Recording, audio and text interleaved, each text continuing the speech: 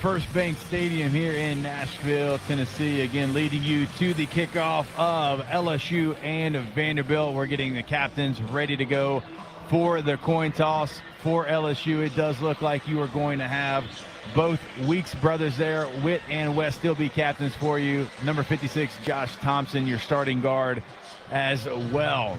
Got a good crowd here. One thing to point out, LSU fans certainly traveled here to Nashville, Tennessee. I know Gordy said it is close to 50-50, maybe even a lean for the Tigers. So LSU fans certainly showed up here. And now we'll send it down to Gordy Rush as we get you ready for the coin toss here for this matchup. Thank you so much, Jacob Hester. As you mentioned, beautiful day, and they finally filled in this stadium. They did an excellent job. Premium seating in both end zones and in black. It's really well done. It's a beautiful afternoon for football. Just in case you will make the call, I'm going to toss it and let it hit the ground, okay? That's head, that's tail, that's head, that's tail. What's your call? Head. He calls head. Tail. First and second half. Which way you want to hit? So they have it. Vanderbilt has won the toss. They've elected to defer. They are going to kick. And you guys are up in the press box, so we're going to be kicking from your right to your left. That means LSU will be going from your left to your right on your radio dials. As we talked about, the 3 outs for Weeks is in a booth. He did not partake in pregame whatsoever. It'll be Devon Keys at linebacker. We talked about Jamari Butler, the backup defensive end. He is not available today. Dylan Carpenter will pick up some of those reps, and I think Tank Guillory is going to fill in for Bernard Gooden, the defensive tackles. Guys? All right, we appreciate that, Gordy. Again, Vanderbilt wins the toss. They do defer there. Thought maybe they'd go with their offense and put their star Diego Pavia on the field first, but they decide to give the ball to the LSU Tigers. And now there's only one thing left to do. Let's welcome on back to the broadcast, the voice of your LSU Tigers, Chris Blair. Thank you, Jacob. What a beautiful day here in the west end of Nashville as we get ready to start the SEC this Saturday. LSU and Vanderbilt, as we told you, coming in both ranked in the top 25. That has not occurred since 1947. And speaking of history, recent history, Jacob and Gordy, LSU losing the coin toss here today. That makes it 11 straight games going back to last year. They've yet to win one this season, obviously. But the Tigers will go on offense. And, Jacob, this is important. Coach Kelly, every coach, they talk about it, getting off to a good start in every game, but certainly on the road. Yes. Garrett Nussmeier said nothing better for him than going on the road and quieting the home crowd. But they have struggled with their first possessions. 5 punts, 1 interception over the last 4 games, 3 and out each time. So they're looking to find that first start, basically a great start for the first time this year. Yeah, no question about it. We've talked about it every game, but I do like the fact that LSU's getting the football here. I think we saw the LSU offense look as close to the opening week last week against South Carolina. I'm excited to see what Garrett Nussmeier. Let's see where he's at right now. Let's see Caden Durham another week healthier. Let's see Trades Green and the package that they put together for him last week that certainly was a big part of their success. Let's see what Aaron Anderson can do as well. So I'm actually excited about the fact that LSU is about to receive this kickoff. Your team colors is always presented by your Kubota dealers. Visit a local dealer today for special offers for the homestanding Vandy Commodores. They'll go black jerseys, black pants, gold numerals, gold helmets, LSU, and they're all whites as we are set to go. First half kickoff is always brought to you by Cintas. Here's the approach. Boob meets ball, and we've got football here in Music City. The kick off the leg of Justin Dewars deep into the back of the end zone. It will be a touchback, and LSU will get this game started from scrimmage. First down and 10 at their own 25-yard line. Remember, Cintas proudly helping local Louisiana businesses stay clean, safe, and ready for the workday for over 35 years. It'll be Garrett Nussmeier. Nussmeier coming in, the 5th-year senior out of Lake Charles, Louisiana. Coach Kelly saying last week in the win over South Carolina, though not a perfect game, a couple of missed reads, missed throws, but said he liked the way Garrett played. A little more swagger, and he'll have to match Diego Pavia, who has enough swagger for the whole city of Nashville. Here we go. First down and 10 for the Tigers, attacking left to right. Nussmeier out of the shotgun. First play, going to hand it off. Caden Durham. He went left, tried to cut back to his right, got back to the line of scrimmage. That is all. No gain on the play. Brian Longwell, the linebacker for Vanderbilt, there to greet him early on. It'll be second down and 10 for the Tigers. And look, Going to stay established to the run here today. That's going to be part of it, CB. We talk about it all the time, right? Those are the runs. I know they're, 1 yard, no gain runs. But if you want to stay committed to it, those are going to happen, but you have to stay calling those same plays. Last week against the Gamecocks, the Tigers 30 attempts on the ground. They had a season-high 166 yards. Again, out of the shotgun, 2nd down and 10 from the Tigers' own 25.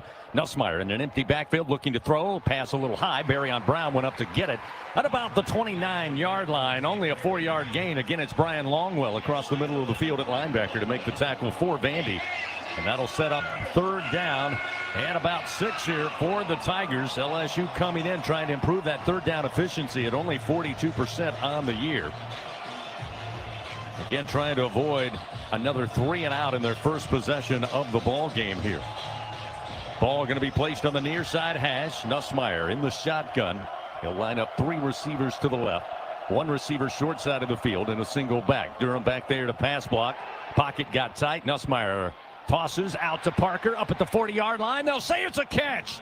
Able to tiptoe on the boundary. An 11-yard pickup and a Louisiana Blue 1st down for the Fighting Tigers. And what amount of throw and air from Nussmeier. He put it up there. Took a while to come down. Thought rain was coming with it, but it is a completion. And the Tigers keep the drive alive. 1st down and 10 from the 40. Quick screen out to Brown. He'll make his way to the 42, but great team tackling that time and spacing by Vanderbilt. They'll bring him down after a 2-yard gain. Yeah, look, going back to that 3rd down throw, I mean, Nussmeier stood in there. He knew that he had a free rusher. There was a misassignment in the pass protection there.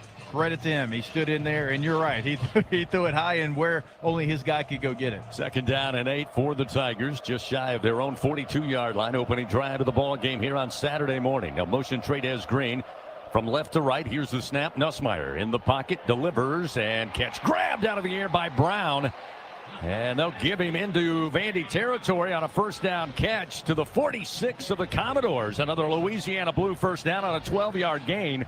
Colby Taylor was there, but a great throw by Nussmeier. Only Barryon could get it. He found it first, brings it down. The Tigers keep moving. I really like that play because you had a receiver that wanted the football. He went to the football. It was in his catch radius, and he went and made a play. That's your guy going to go make a play. That gives quarterbacks, that trust factor when they throw it in those 50-50 situations. Barryon Brown with his 3rd catch here early in this opening drive. He'll motion from left to right. He'll line up to the right side of the formation along with Nick Anderson. Here's a quick sidearm throw. They get it to Brown on the quick screen. Brown able to carry a Vanderbilt Commodore into the 40-yard line, just shy of the 39 on a pickup of 6 yards. C.J. Hurd and Martell Height. Height getting the start today with Marlon Jones apparently questionable coming in at cornerback for Coach Clark Lee. That'll set up 2nd down and 4. And again, Jacob, you like the fact LSU staying on schedule in this opening drive. Yeah, no question about it. Look, those plays right there, if you're going to have guys that block on the edge, we know they've got receivers that are going to go north and south. That is a great situation to set yourself up for a very 2nd down manageable situation. Orbit motion by Barryon Brown. The handoff to Durham. Durham goes around to the left side.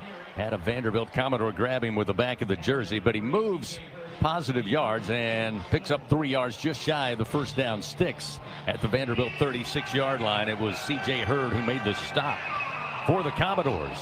Now looking at 3rd down and a yard here for the Tigers. Getting deeper into Vandy territory. They'll bring in Harlem Berry, the freshman running back out of New Orleans. They'll send a receiver out wide to the left, and Chris Hilton Jr. It'll be Anderson and Aaron Anderson. Both Andersons wide to the right side. To give to Barry, and Barry's got the 1st down and then some inside the Vandy 30.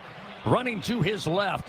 Stays inside the far side hash and picks up the yardage. It's a Louisiana Blue 1st down for the Tigers. Yeah, I love that. We talked about it last week, right?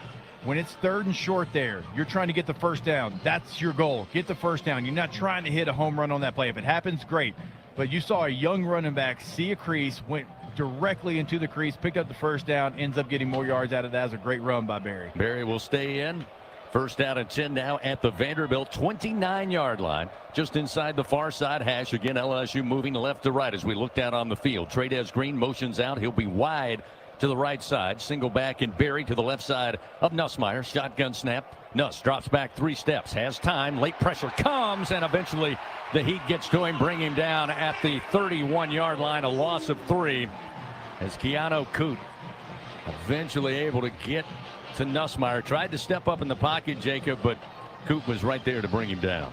Yeah, it was a really nice job by the Vanderbilt secondary as well. As you look across the board, there was not an open receiver. It actually wasn't bad protection by the LSU offensive line. Nussmeier tried to buy time, tried to step up in the pocket, but it was a really nice job. Nice coverage stack by Vanderbilt there. Vanderbilt able to get LSU behind the chains here, looking at 2nd and 13 back at the Commodore 31-yard line.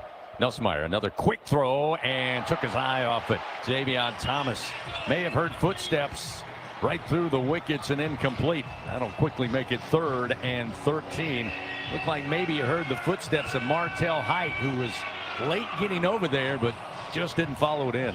Yeah, I think he was already planning his spin move to the outside of the sideline, started to turn, and you're right, he sees the defender there, eyes go off the ball, and that would have been a nice 6-7 yard pickup for LSU at minimum.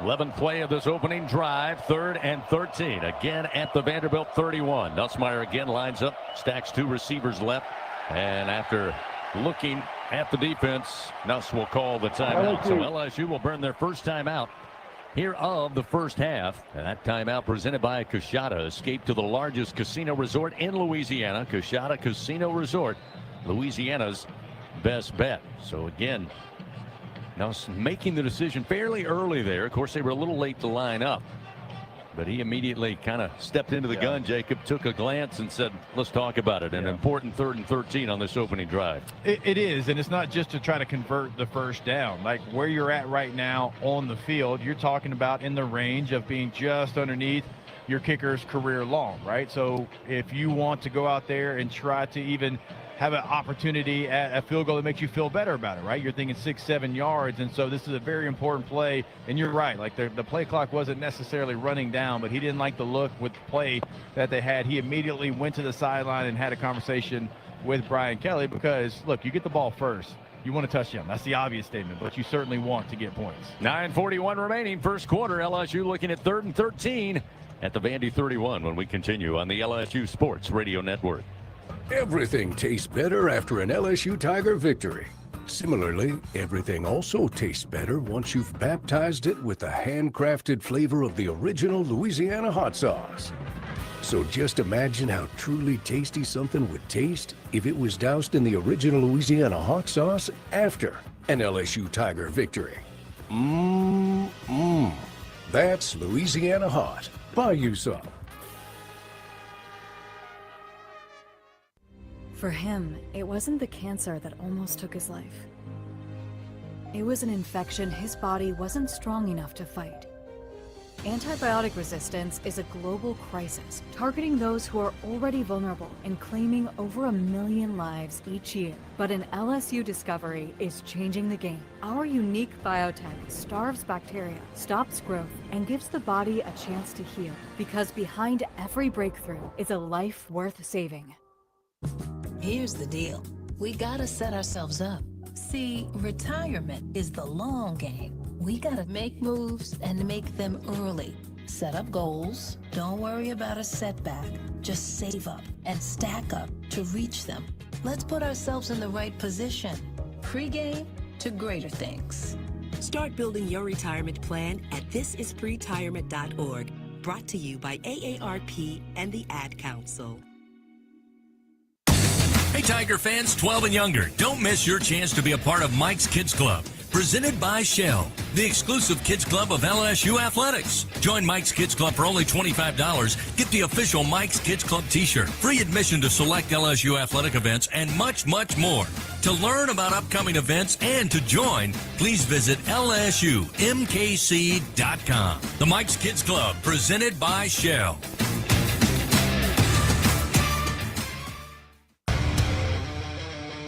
Live coverage of LSU Fighting Tiger football on the LSU Sports Radio Network, powered by People's Health. Scoreless here in Nashville, 9:41 remaining, first quarter action. LSU with the opening drive, getting set to snap it for the 11th time in this opening possession, looking at 3rd and 13 from the Vanderbilt 31-yard line. They started this drive at their own 25. So after the timeout, Nussmeier lines up in the shotgun, 3 wide to the right, 1 to the left. Quick fire, near side, coming back for it. Trades Green trying to hold on, but they're going to say incomplete at the 24-yard line. Jordan Matthews was on coverage, and Trades did all he could, Jacob, to try to come back, twist and turn, and get to it, but he couldn't hold on as he went to the ground. Yeah, I'll actually be honest with you. With that long of a throw there, Trades Green didn't really look forward until late in the process. They're lucky that didn't go the other way. I mean, that's a very, very dangerous throw there. Trades Green certainly not on the same page with his quarterback, Garrett Nussmeier. So they'll call upon Damian Ramos here for a 48-yarder between the hash marks, kicking left to right. Ramos again, 52-yarder against Clemson in the opening weekend. He'll put a foot into this one, end-over-end kick, and it is good. LSU in the opening drive of the game takes an early lead, 3-0. Their first possession score of 2025. That good kick, All-State now will once again contribute to the Tigers' General Scholarship Fund for student athletes across all sports. Thank you, All-State. So with 9:32 remaining, LSU settles for the 48-yard field goal, but looking for little small victories each week, Jacob. And as I said, first opening possession score of the year. Look, I know you want touchdowns. I get all that. But when it's the first time you've done it all year, that can give you the confidence that we're talking about. Because not only have you not scored, I mean, you haven't had a lot of success either. We're talking punts and interceptions, not even really it going down there with a threat to score some points. So that is the best opening drive that we have seen from LSU so far this year, and we'll see if they can get that offense kind of going in with Garrett Nussmeier. Nuss on that drive, 5 for 7 for 35 yards. Tigers right now just 9 yards rushing on 4 carries in that opening drive. Trey Richardson will be back deep. Aaron Burrell for LSU tees it up at the 35. And the Bossier City Bomber puts it in the air. Going to be fielded at the goal line. And coming out is going to be Richardson up the far side. He found a little seam across the 30. Stays outside the far side hash across the 40 and eventually stopped at about the 43-yard line. Aaron Burrell, who kicked the football, comes in, put his nose right in there and makes the stop. But a good return by Vanderbilt sets him up fine for Diego Pavia to make his premiere here on Saturday morning. Pavia last year, Vanderbilt came to Baton Rouge, went 13 of 24, completed just 54% of his passes, 186 yards, 1 passing touchdown. LSU really hemmed him in on the run game, just 6 carries for 43 yards, although he did have a rushing touchdown. But one of the things that stands out about Pavia this year, his completion percentage has gone way up. And he's relying on a really good group of receivers, probably an undersung group. So they'll open up in the pistol formation. The motion of receivers. Pavia takes the snap and then hands it off. It'll be Alexander to the tailback. Picks up just a yard to the 44-yard line. John McKinley in there for LSU with a great tackle. Brings him down quickly. It'll be 2nd down and 9 for the Commodore offense. Yeah, you've got to be so sound when you play this Vanderbilt team. I mean, they're going to give you a lot of different looks there. You'll even have some versions of the option certainly built into this offense. So make sure you got your gap. Make sure that you have that gap integrity that we'll talk about all game. In the shotgun on 2nd down and 9. Pavia working with Alexander. Tied in just off the formation to the left. They fake the end around. Pavia looking to throw. Dump it off. It'll be to his tight end, who finds some room far side outside the numbers. Going to step out of bounds at the Vandy 49-yard line after a pickup of 5. That's Eli Stowers, who again is certainly a weapon at that tight end position coming in this season already. 25 catches, 323 yards, 2 receiving touchdowns. So it will set up 3rd down and 4, and the first big bingo pest product opportunity for this LSU defense. And this is a Vanderbilt team, Jacob, averaging just under 60% on 3rd down conversions. And Coach Kelly said the reason why, they look at a lot of 3rd and under 5. It's 3rd and 4 here at the 49 of their own. The bunch, 4 receivers left of the formation. Pavia looking to throw, plenty of time, airs it out, and he's got a man open inside the LSU 40, inside the 35, and then eventually DBU brings him down at the LSU 32-yard line. Cole Spence, another tight end, a senior out of Roswell, Georgia, comes up with a big play, 19 yards and a 1st down for Vanderbilt. Yeah, it's a really nice job by Spence. He saw that there was a soft spot in the coverage. The route actually tells him to keep running, but a veteran player there sat down right there in that window. Diego Pavia finds him for an easy pitch and catch. They'll send 2 wide to the left, along with Stowers, the tight end, left of the formation. Ball middle of the field out of the pistol formation. Pavia and Alexander. Motion Bennett now. He'll orbit motion out of the backfield. Here's Pavia on an option pitch. They get it far side, and a massive hit at the 28-yard line drives him out of bounds. It was Caleb Barnett on the carry, and A.J. Halsey bringing the wood puts him about 4 rows deep into the crowd. Yeah, that was one with the entire crowd, home and away. Talked about that hit there. It's actually, look, it's a nice job. It's the first option. We talked about it. You're going to see it. It's a nice job by LSU being ready for that, because they're going to have so many different wrinkles and variations of plays like that. So far, so good for LSU in the run game. We've seen it so far. A.J. Halsey not afraid to come in and defend against the run. Great play there. It was 2nd down and 6 now for Vanderbilt. Again, they'll stay in the pistol formation. Snap, handoff. Alexander runs into his own man and dropped back at the 30-yard line. Loss of 2. West Weeks and Jacobian Guillory will get credited for the tackle, but I think it might have been his right guard that he ran into, and he went straight down to the ground. Here's where you got to try to find the number 9, Eli Stowers. We talked about it during the Ole Miss week. They had a plan to try to find their tight end on 3rd down, and it was successful for them. Now, this is the best tight end in the country, arguably, so make sure you know where number 9 is here on this play. Stowers is the one to watch as Pavia stands in a shotgun. 3rd and 8. Pavia with time in the pocket. Airs it out. High throw, and it's grabbed inside the 20. Down to the 16-yard line. And it will be Eli Stowers on the catch. 14-yard reception and a Vanderbilt first down. Devon Keys eventually credited with the stop for LSU. Yeah, it's a tough matchup for Keys.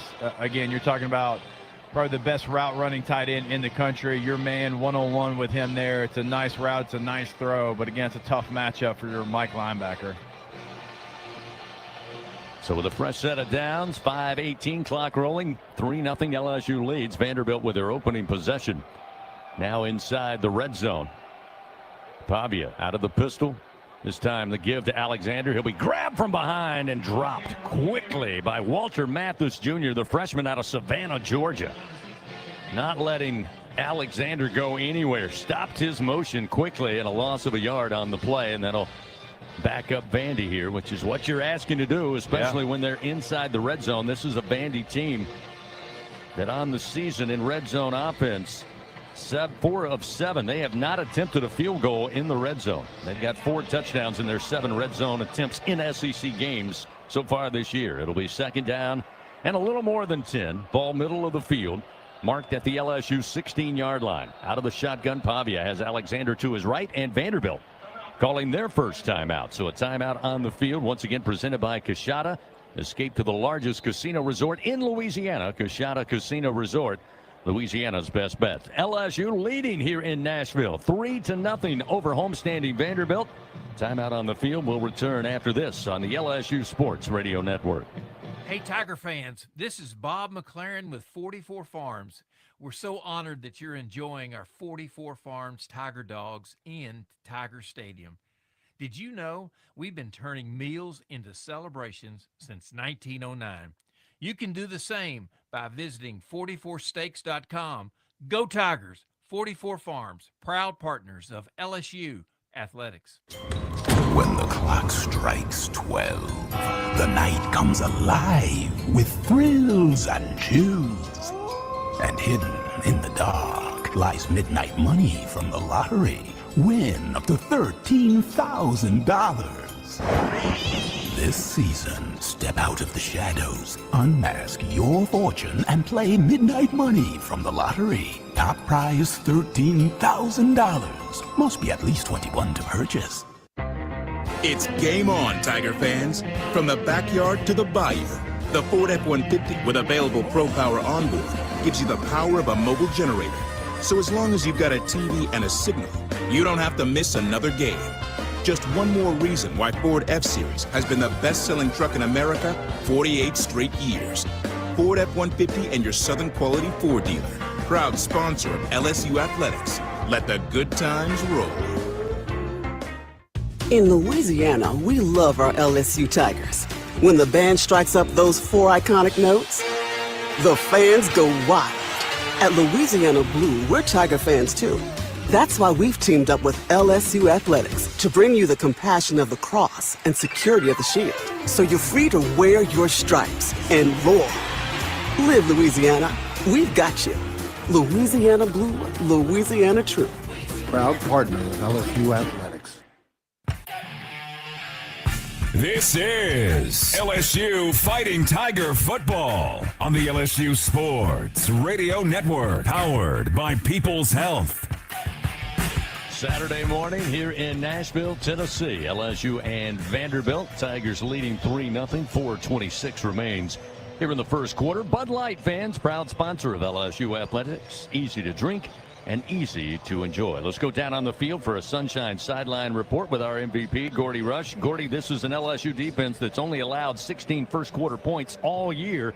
3 against Clemson, 3 against Florida, 3 against Ole Miss. Carolina in SEC play got 7 points last week. So to say this defensive stand early in the game could be a huge confidence builder for this defense. No, and absolutely. Give Vanderbilt credit. Tim Beck has been doing this for a long time with this group of players. He had both Pavia and Stowers with him in New Mexico State. It's been a well-scripted first series.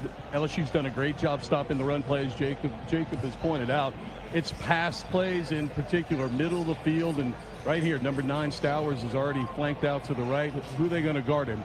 Is it Perkins Jr.? And they're just trying to look for mismatches, and they've taken advantage of the mismatches on the first series. Ball placed at the LSU 16-yard line. Vandy inside the red zone here on their first possession. 2nd down and 10 now. 2 receivers right, 2 to the left. Pavia in the shotgun, Alexander on a wing to his left, and as Gordy said, Stowers in the slot to the right side, but it looks like we may have movement. We do. Flags come out. Vandy thought LSU did it. 55 on the offense. But the most important thing is Bryce Henderson, the strong tackle for Vanderbilt, going to be whistled for movement, so that'll back up Vandy. Our crew chief today, David Smith, along with the umpire Paul Myers, our replay official Kevin Holmes, part of this SEC crew.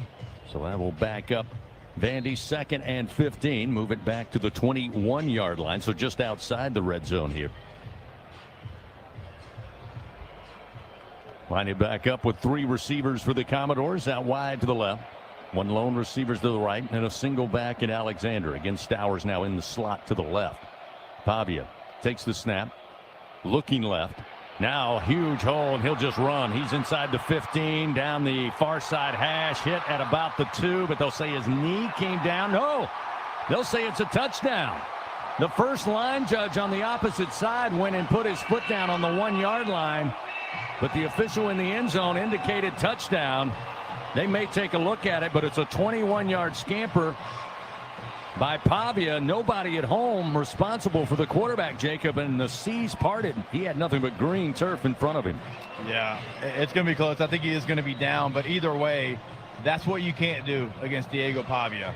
On a situation like that where you have the down and distance that they had, he's going to improvise. That's what he wants to do. That's who he is. That's when he's at his best. So I'm surprised how much room he had there in the middle of that LSU defense. So as we expected, they are going to take a look at it here. We go under review. Official reviews, as always, brought to you by Acme Oyster House. And the replay camera down here to our right. So the officials had to hustle down to the other end of the field here. And David Smith now will talk it over with our replay official, Kevin Holmes, and collaborative replay back at the command center in Birmingham. Again, haven't seen a good replay here. We'll get one up on the monitor and look like, oh yeah, his elbow is down before he's able to get the ball across the plane. So this may go down inside the 1, and they'll take that score off the board. But we'll wait and see. Never know. Here we get the call. After video review, the runner was down prior to the ball crossing the goal line. The ball will be spotted inside the 1-yard line. It will be 1st and goal, Vanderbilt.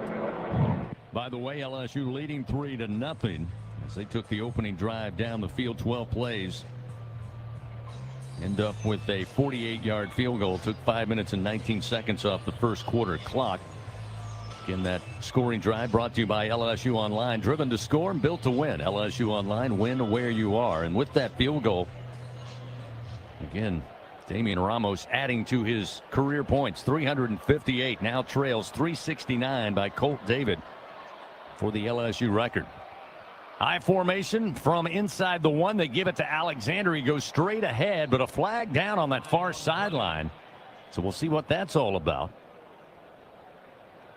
Terrell Perkins Jr., a little frustration. Grabbed, I believe, one of his own. Offside on the defense, number 90. Penalty is half the distance to the goal. Replay, first down. So, unfortunately, they'll move the ball even closer after LSU got the stop on Alexander. Now inside the 1 here.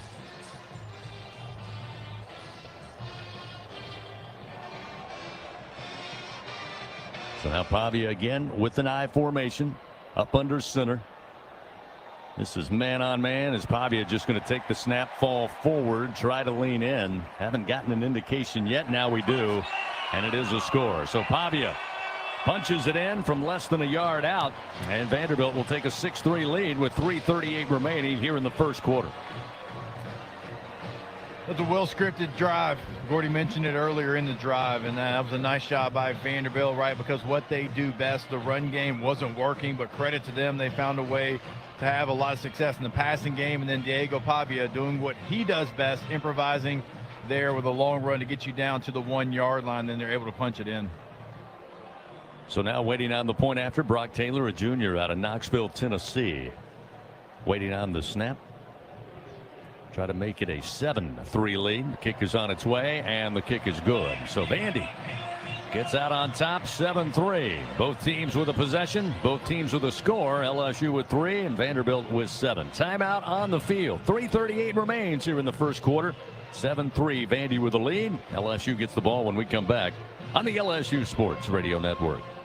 I'm Richard Fontenot, president of the Louisiana Farm Bureau Federation. My brother and I grow rice, soybeans, and raise crawfish on our farm in Evangeline Parish. For a fourth-generation farmer like myself, Louisiana Farm Bureau is as much a part of my life as checking traps or harvesting rice. Our organization is more than 145,000 members strong, and we've been around for more than 100 years. The Louisiana Farm Bureau spans generations, and we want you to join our family. Visit lafarmbureau.org, the Louisiana Farm Bureau Federation, the voice of Louisiana agriculture.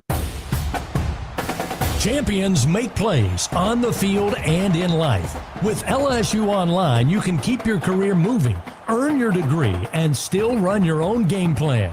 Learn anytime from anywhere and take the next step toward your goal line.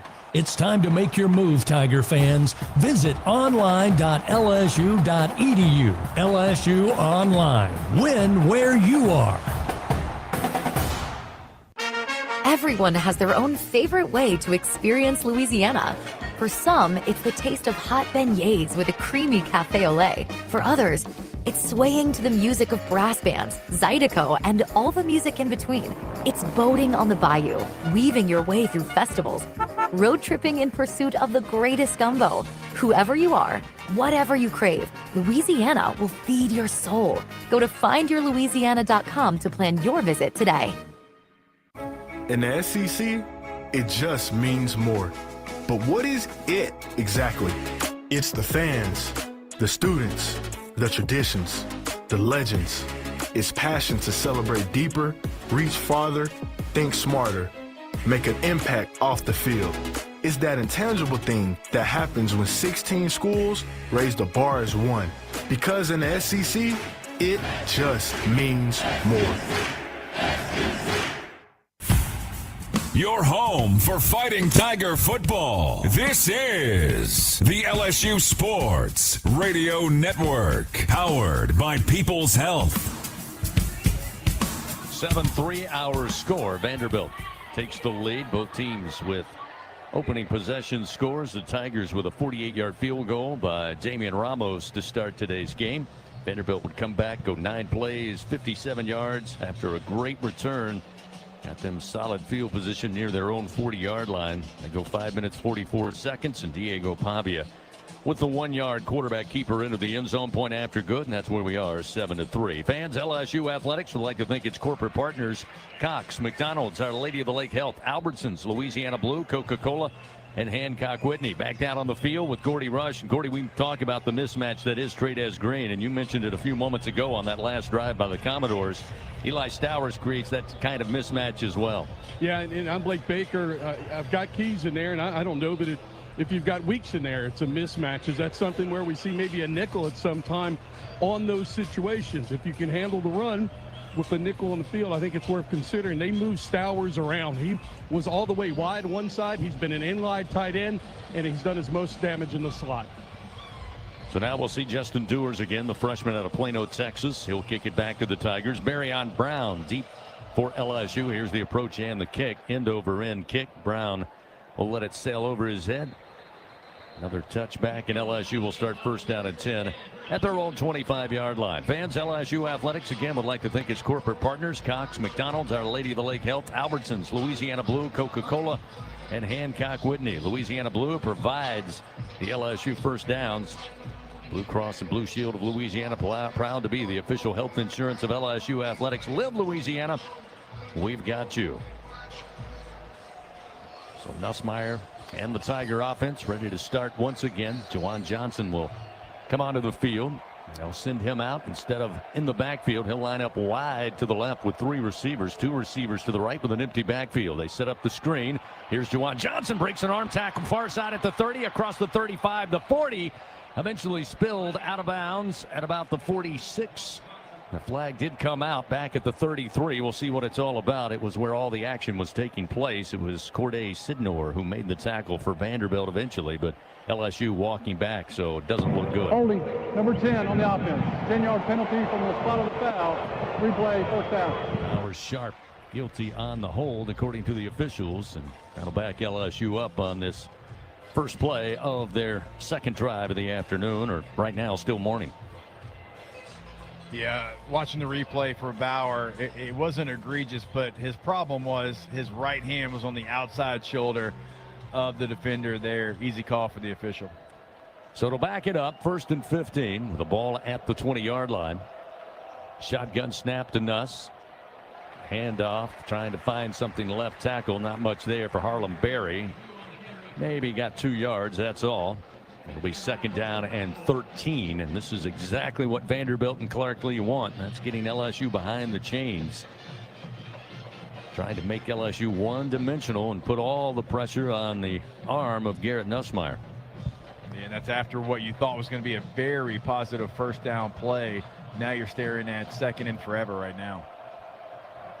Nuss will line up sharp in the slot along with Barryon Brown out wide to the right. He's got 2 receivers left, drops back to pass, drops it off to Durham. Durham grabbed at the hip, couldn't stay upright, makes his way to about the 25, just shy of the 25, only about a 2-yard gain. So that's going to set up 3rd and about 10 as Randon Fontenette just able to get enough hit on Durham for him to lose his balance and go down there on the near side hash. So now 3rd and 10 from the 25 on the second possession for LSU, down 7-3 to Vanderbilt. Yeah, it's the right play by Nuss to check it down there. You'd like to see Caden Durham be able to break one of those arm tackles and maybe get you in more of a 3rd and 4 situation than a 3rd and 10. Little confusion with the wideouts for LSU. They're trying to get set. 3 wide to the left, 1 to the right. Just getting the snap off. Nussmeier under duress, throws, and a grab up around the 41-yard line. Excellent catch by Barryon Brown. A 16-yard gain, a Louisiana Blue first down. And LSU with a player slow to get up, and that's an offensive lineman. Looks like Tyree Adams. He's rolled over at the 20-yard line, so play halted here, but a great pickup. Gets the first down for LSU is Barryon Brown. Got 5 catches for 40 yards so far here in the first quarter. And Coach Kelly saying, both in his press conference and again on his radio show this week, that Barryon Brown's a guy that's got to get involved. And so far he has. So we've got a injury timeout as they're taking a look at Tyree Adams. Both teams huddling up on the near sideline. Fans, a reminder, it's hard to stop a train, but it's easy to afford one at trainsouth.com. You can find an AC and heating dealer and special offers. Trainsouth.com, proud partner of LSU Athletics. 1:44 to go. Good sign there as Adams hops up, but still being helped by the trainers to make his way back to the LSU sideline. Giving a little bit of the piers to that left leg. Try to get an update for you in just a moment with Gordy Rush. He'll check in. Check the status of Tyree Adams. It'll be DJ Chester jumping in at left tackle for him. So Chester, the swing man on this offensive line, last year's starting center for the majority of the year, the 6'6" redshirt sophomore out of Conyers, Georgia. So LSU looking at 1st and 10, now up at their own 41-yard line. Just over a minute and a half remaining here in the first quarter. Trying to find the end zone for the first time today, get back on top. Nussmeier stands in the gun. Harlem Berry, the freshman running back, going to get the carry. A little stutter step, but he keeps moving and makes his way near midfield before being stopped just shy of the 50-yard line. Sewell and C.J. Hurd able to make the stop, but another good run by the freshman Harlem Berry, a pickup of 9 yards. That'll set up 2nd and 1. Yeah, great patience by a young running back there. That's 2 really nice runs by him. Certainly seeing the field well today so far. Nick Anderson going to join Berry to each side of Nussmeier. Now he'll release prior to the snap, and Nuss looking to go deep down the near sideline. Brown trying to adjust to it. A lot of hand fighting down around the 15-yard line. No flags, and it's incomplete. Now we do have a flag at about the 24-yard line. And that Colby Taylor was on coverage. That one was trailing the play, Jacob. I'm wondering maybe it's at some sort of holding Pass defensive interference on the defense. Number 3, 15-yard penalty from the previous spot. Automatic first down. So Colby Taylor is flagged for defensive pass interference. And again, we saw that early in the South Carolina game. LSU able to go extend the field in the pass play. And as Gordy mentioned, that time Taylor beat. He just kind of grabbed and said, not on my watch. Thought he got away with it, but there was one flag on the turf. Well, my question is, how did the officials behind the play not see the same thing there? Because that was a pretty egregious shoulder pull there, jersey all the way out. After the miscue, puts the ball now at the Vandy 35. It'll be 1st down and 10 for LSU. They go right back to Harlem Berry, and this time Vanderbilt able to bring him down after a 1-yard gain to the 34-yard line. Joshua Singh, a grad student, transferred in from Utah, credited on the stop on the freshman running back for LSU. We approach 30 seconds remaining here in the first quarter. It'll be 2nd down and 9 at the Vandy 34. Nussmeier shouting instructions to his offensive line. Now he'll stand back into the shotgun. They've got 2 receivers short side of the field. That's the left. Kyle Parker in the slot along with Nick Anderson, or check that, Berry on Brown wide to the right. Trades Green, the tight end, motions at the snap. The give to Berry. A little bit of room off the left edge. Stays up right inside the 30 and down inside the 25 to the 24-yard line. And it's a 10-yard pickup and a Louisiana Blue first down as Harlem Berry now starting to feed out there running the football, and that'll be the end of the first quarter.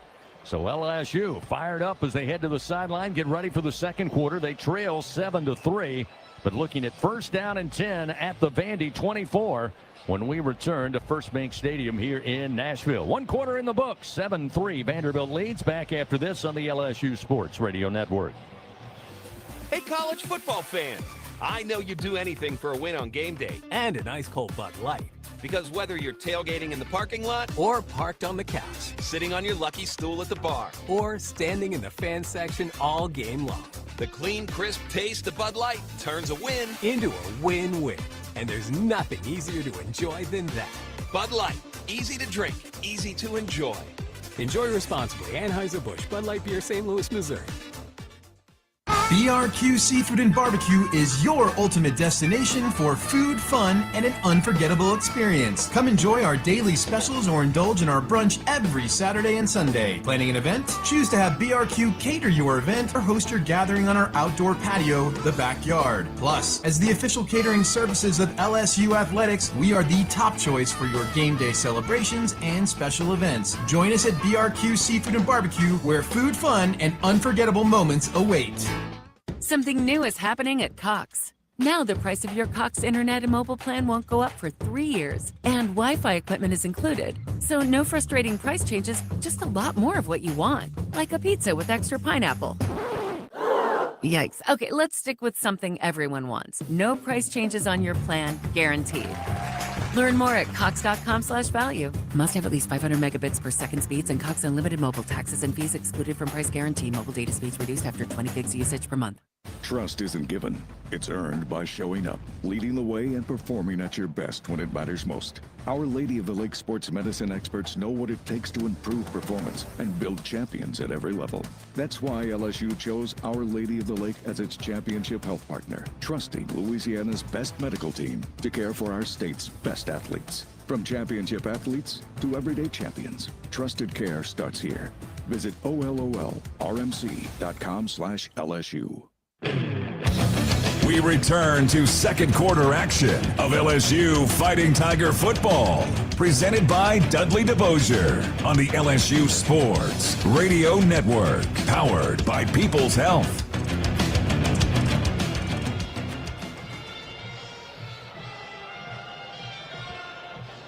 Start of the second quarter here at First Bank Stadium. 7-3, Vanderbilt with the lead, but LSU off to a good start today. Took the opening drive, had to settle for a 8-yard field goal to take an early 3-0 lead. Vanderbilt would answer, go down the field. Diego Pavia from 1 yard out. Point after good, 7-3, but LSU again looking good here so far. Taking a look at the first quarter stats presented by Hancock Whitney. Tigers with 6 first downs, 32 yards on the ground, 58 through the air for a total of 90 so far in the first quarter. Vanderbilt 4 first downs, 24 yards on the ground, 38 yards passing, 62 yards there total. Barryon Brown, by the way, 5 catches thus far, 40 yards. And Harlem Berry, the freshman running back, put it in his hands 5 times. He's got 32 yards. Tigers looking at first down and 10 again at the 24 of Vandy as they switch sides of the field and now attack right to left as we look down on the playing surface. Garrett Nussmeier in the gun. Juwan Johnson will be the running back to his left. They'll motion Xavion Thomas. He'll join him in the backfield in the pistol formation. They'll fake it to him. Nussmeier under pressure, back foot, throw, catch to Trades Green outside the numbers at the 10, 5, touchdown, Fighting Tigers. Oh my goodness, what a great play by Nuss. Even better by Trades Green, the 24-yard touchdown. And the Tigers back on top. 9-7 with a point after upcoming. Great block downfield by Barryon Brown once again. And Trades Green had an open runway just on a crosser. Takes it across, showed his speed, and the big guy gets in for the score. Yeah, you love a good tight end delay when it works out. What a job by Nussmeier buying enough time. I'll tell you what, my favorite part about it, Nussmeier kind of looks to the Vanderbilt sideline, gives them a little stare, and then signals touchdown. I like that from number 18. He needs a little bit of that here in this game. The quarterback he's going against has that. He's matching it so far here today in Vanderbilt. Nussmeier tossing up. Again, his 10th touchdown of the season. Damian Ramos now on, trying to add one more. Snap is back. Placement down. Kick is up, and kick is good. LSU now leads 10-7 over Vanderbilt. That Trades Green touchdown brought to you by Louisiana Blue, official health insurance of LSU athletics. And then Damian Ramos with one more. That good kick, the good hands at Allstate will contribute to the Tigers' general scholarship fund for student athletes across all sports. Thank you, Allstate. That's a great answer. That's a great answer by LSU, right? Vanderbilt, like you have a long drive and you get a field goal. Vanderbilt has a long one, they get a touchdown there. Okay, what are you going to do when you get the football back? And they did it by having patient runs, and then you make a big play there in the passing game. You get a call here on a pass interference. You had a good play design on that play. They got to hold the jersey to stop him there. That's one of the better drives I think I've seen from LSU this year.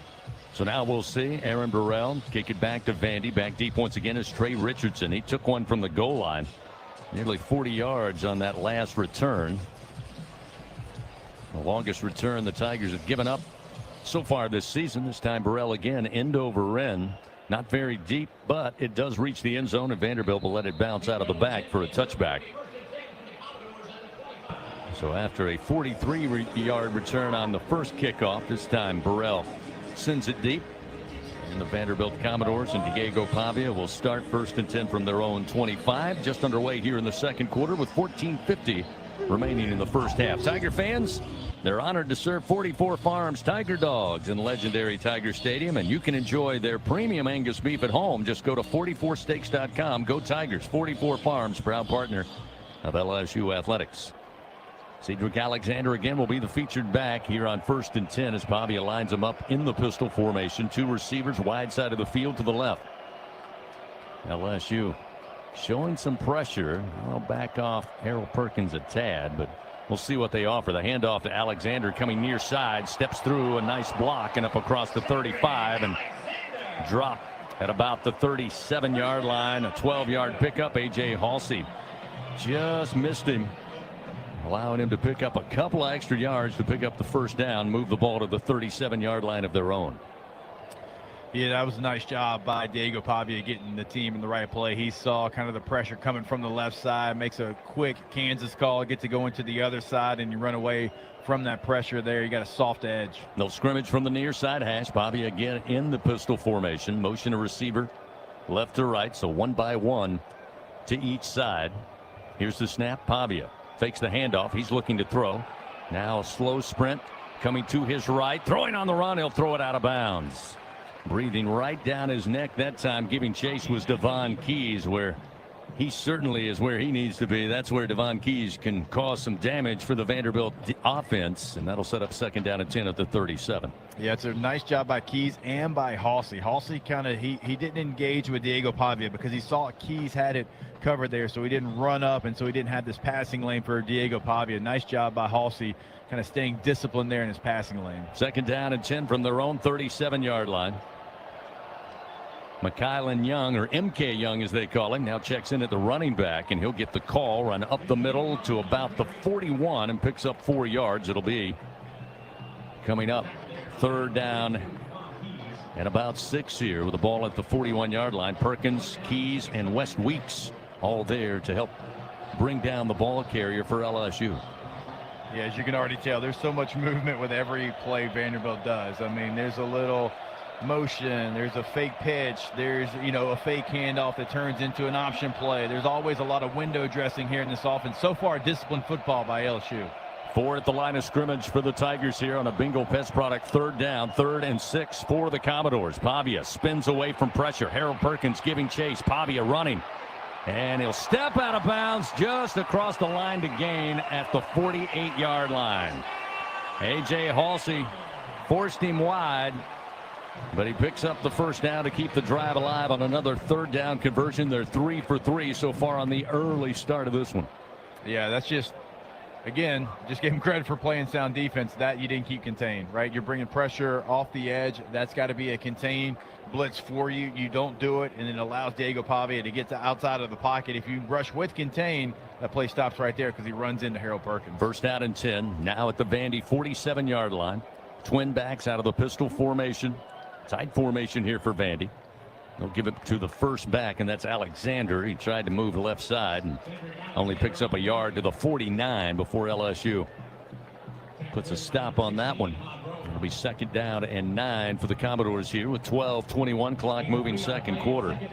Tigers up 10-7 over the homestanding Doors. Fans, Our Lady of the Lake Health proud to be LSU's championship health partner. Together, LSU and Our Lady of the Lake Health, champions for Louisiana. Together we roar. You can learn more at olrmc.com/LSU. Give him 2 yards on that carry after they spot the ball down. It'll be 2nd down and 7, just shy of the midfield stripe. Pavia on the far side hash, waiting on the shotgun snap. 6 in the tackle box for LSU. Pavia looking to throw quickly. He's got Stowers at the 45. Stowers makes his way inside the 40 to the LSU 37-yard line. A.J. Halsey eventually made the stop, but a 13-yard gain and a 1st down for Vanderbilt. Stowers with his 3rd catch so far in this game. Yeah, it's a nice little RPO there by Vanderbilt. You got to respect so much what Diego Pavia does there. You get your coverage frozen just a little bit, and it's an easy window for Diego Pavia to find his favorite target. So now playing in positive territory for the Commodores. 1st and 10 at the 37 of LSU. 2 receivers left. Motion the tight end to the left of that formation out of the pistol. It'll be Pavia faking the handoff, sprint out to his left. Now he'll just tuck it and run, try to dive head first, but he'll make it to the 31-yard line on a pickup of 6 yards to that far side. That'll make it 2nd down and 4 now for the Commodores. Yeah, you got to get a better rush from Harold Perkins Jr. there. He comes off the edge again and again, loses contain on that rush there, falls down. He has to know that the player that he's playing, he's got to go to that upfield shoulder because Diego Pavia has the ability to escape. Even as athletic as Harold Perkins Jr. is, Diego Pavia is somebody that can get to the edge if you don't play sound football when you're blitzing off the edge. 2nd down and 4 at the LSU 31-yard line. LSU showing blitz. Pavia takes his time, now moves back Alexander in the pistol formation. He'll give to Alexander, and left side he'll make his way inside the 30 and got a pretty good spot. This may be close, needed to reach the 27-yard line, and it looks like it's a 1st down. Definitely a favorable spot there on that one. I thought he was going to be down a full yard short of where they marked him. Place the ball down at the 27-yard line. Under 10 to go here in the first half, with LSU leading 10-7. Second possession of the day by Vanderbilt. This will be the 9th play of this drive. Pavia moves tight ends from right to left. 2 wideouts to the right side. Working from the far side hash as they attack left to right. Pavia, handoff Alexander. Got grabbed in the backfield, but able to get away and get positive yards down to the 25. Picking up 2. It'll be 2nd down and 8. So far in this game, LSU's done a nice job against the things that Vanderbilt's had success against everybody else with. It's the off-script plays that we talked about in the pregame that you've got to worry about with Diego Pavia. They've had some good shots, some good throws, good routes in the passing game. You've stopped what they do best. You just got to clean up some of your integrity on the stuff that Diego Pavia is hitting you with when he gets off script. 2nd down and 8 at the LSU 25. Again, pistol formation. The motion, a receiver left to right. 1 to each side. Here's the snap. Pavia spins, looks downfield, has plenty of time, unloads, wide open is Spence at the 21 far side. He'll try to leap, and Harold Perkins will put him down at around the 3 of LSU. 22-yard gain, 1st down, goal to go for the Commodores here with 8:37 clock moving 2nd quarter. Again, they go to the tight end, Cole Spence, the senior out of Roswell, Georgia. Just kind of left by his lonesome there and able to pick up big yardage and set him up in fine fashion inside the LSU 5. Yeah, you got a young linebacker there. He sees the tight end block initially and then adds himself into the count there, but it's a nice job spent. He was trying to bait him there, and that's exactly what he did, selling run. 2 receivers right, working from the far side hash. Snap to Pavia, give to Alexander. He'll try to stretch it near side, and a nice open field tackle by Tamarcus Cooley will bring him down after a 1-yard gain to the LSU 3. That was A.J. Newberry rather on the carry. The junior running back out of Grand Prairie, Texas. But a great job by Cooley, stepping up out of the defensive backfield to make a very important tackle. Yeah, it was a nice job. That was one the crowd started to already kind of celebrate as a touchdown there. But Cooley, nice job. And still gives you an opportunity here to try to hold him to a field goal. Bring it to the near side hash. 2nd down, goal to go now from the LSU 3. Again out of the pistol. Pavia now sets his receivers, 1 to each side. They'll set the option. Pavia to his left, fakes the pitch and gets absolutely mauled at the 1-yard line.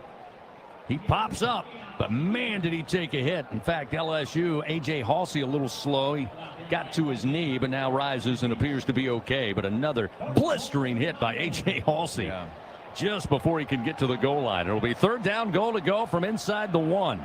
Last time they relied on Pavia on the quarterback sneak. LSU with late substitutions.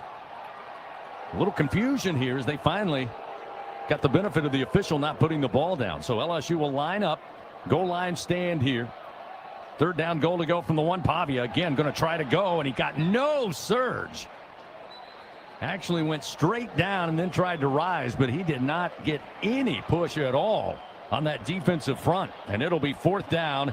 And again, goal to go from inside the 1. And we'll see what Clark Lee decides to do here. Down 10-7 in the 2nd quarter with 6:23 to play. LSU with wholesale substitutions coming in from that far sideline. Yeah, Vandy put their version of their big boy package in there. They got a couple jumbos in there at tight end and H-back. I'll tell you what, number 44, Gabe Fisher, their fullback, has played a lot already here in this game. They'll go to the I formation. 4th down, goal to go from the LSU 1. Fisher, the fullback. Alexander, the tailback. He'll get the carry. He'll lean and jump and cross the plane for the score. Left his feet at about the 1-yard line and just got across before LSU had a man to meet him. And Vanderbilt back on top. That'll make it 13-10 with 5:52 remaining here in the second quarter. See if we get a replay on that. Oh, yeah, it's real. I mean, that was, he just does, it looks like, get in there. Like, see your linebacker maybe fire that just a second sooner, kind of trailing the guard's shoulder there. You like to see him just go north and south and see if he can stop that. LSU actually had a pretty good defensive call on that play and just does get the hair of the football over the goal line. 5:52 remains. Point after upcoming. It'll be Brock Taylor again, the junior out of Knoxville.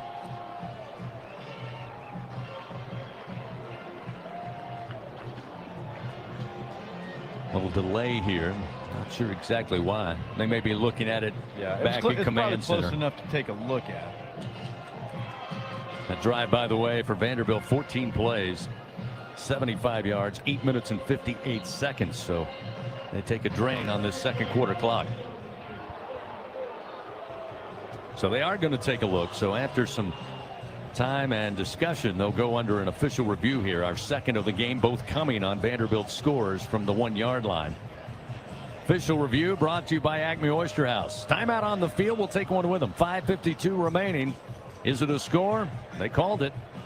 Right now, 13-10 Vanderbilt. We'll tell you about the replay decision when we come back on the LSU Sports Radio Network. Hey, wouldn't it be great if life came with a remote control? You know, you could hit pause when you needed to, or hit rewind, like that time you knocked down that wasp's nest. Uh-oh. Well, life doesn't always give you time to change the outcome, but prediabetes does. With early diagnosis and a few healthy changes, you can stop prediabetes before it leads to type 2 diabetes. To learn your risk, take the 1-minute test today at doihaveprediabetes.org. Brought to you by the Ad Council and its prediabetes awareness partners. He's got a seam. He's down the near side hash. Tiger fans, if you've ever wanted to listen to the LSU Sports Radio Network while watching your Fighting Tigers on TV, now you can, and it's easy to do. Just pause the TV. Use the LSU Sports mobile app to stream the audio on your smartphone or tablet. Connect to a smart fusion with the game management there. They called for a timeout for the review, but they came back quickly, said the score would stand. It was confirmed, and now the point after is up and good. And so now we get a full timeout. Boy, oh boy, need to work on the game management here. Well, they got a nice new stadium and new additions, but that was a little out of sync there between the officials and the timeout crew. In fact, they've had to remind the Red Hat to come on out on the field a couple of times here so far. So he's getting coached up. So the Red Hat may be a little green here on this Saturday. Maybe he's not used to early kickoff either. So again, score is confirmed. Point after is good. It's 14-10. Vanderbilt with the lead. While we have a moment, let's pause 10 seconds. Station identification. This is Fighting Tiger Football on the LSU Sports Radio Network. Hear the Tigers roar worldwide. The LSU Sports Radio Network and the LSU Sports mobile app.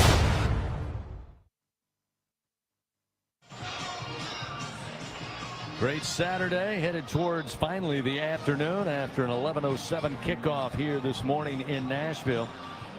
Both teams look like they're ready to go so far. 14-10, Vanderbilt leads by 4.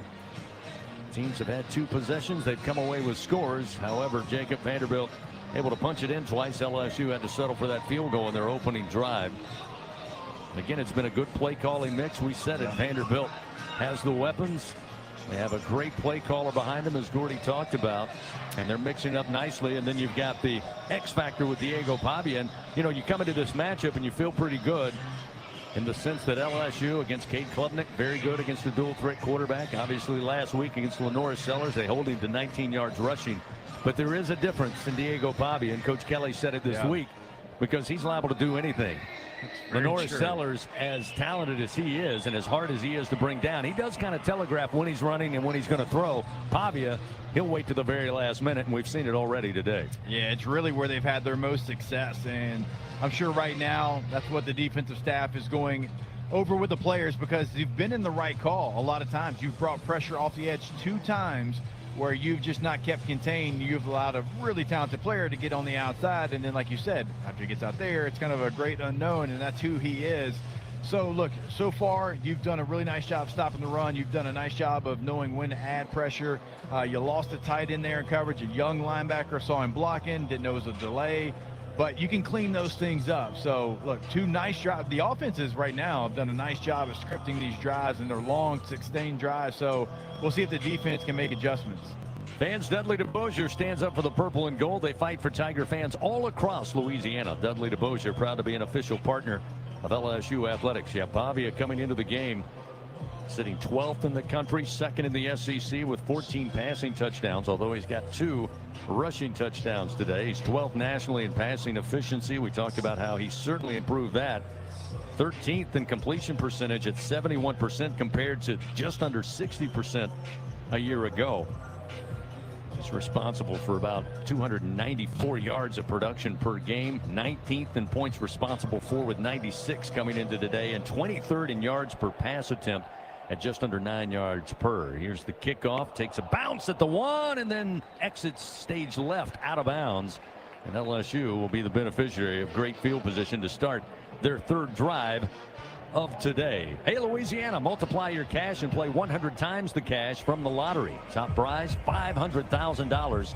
Multiply your fun and play 100 times the cash today. Must be at least 21 to purchase. They tell us we've got another official timeout, so we'll take one with them. 5:52 remaining. Tigers have the football, trailing 14-10 to Vanderbilt when we return on the LSU Sports Radio Network. What a matchup we've got, folks. Just nonstop action. The energy is electric and the fans are all in. An intense game like this calls for a Coca-Cola. Ah, crisp and refreshing. That's a game changer. Yeah, that taste scores every time. And just like that, they're back at it. Passionate fans and an ice-cold Coca-Cola. Now that's a winning combo. No matter the team, no matter the sport, everyone knows fan work is thirsty work. Enjoy a Coca-Cola. Southern Air Heating, Cooling, and Plumbing, your trusted experts for all your home service needs. With over 35 years of dedicated service, we prioritize your comfort and satisfaction. As an official partner of LSU Athletics, we bring our expertise to every game, from installations to repairs. Our team delivers honest pricing with no surprises. Call us today at 225-777-8888 and experience the difference with Southern Air Heating, Cooling, and Plumbing. Go Tigers! Trust isn't given. It's earned by showing up, leading the way, and performing at your best when it matters most. Our Lady of the Lake sports medicine experts know what it takes to improve performance and build champions at every level. That's why LSU chose Our Lady of the Lake as its championship health partner, trusting Louisiana's best medical team to care for our state's best athletes. From championship athletes to everyday champions, trusted care starts here. Visit OLOLRMC.com/LSU. We return to second quarter action of LSU Fighting Tiger football, presented by Dudley DeBosier on the LSU Sports Radio Network, powered by People's Health. 5:52 remaining in the first half in Nashville, Tennessee. Vanderbilt leads LSU 14-10. Gordy Rush, Jacob Hester, and Chris Blair from First Bank Stadium, I should say. Just an update for you, an injury report down here. Tyree Adams hurt his ankle in the first half. He has been brought into the locker room. They're going to take an x-ray look, and we'll find out exactly his status coming out of the locker room in the second half.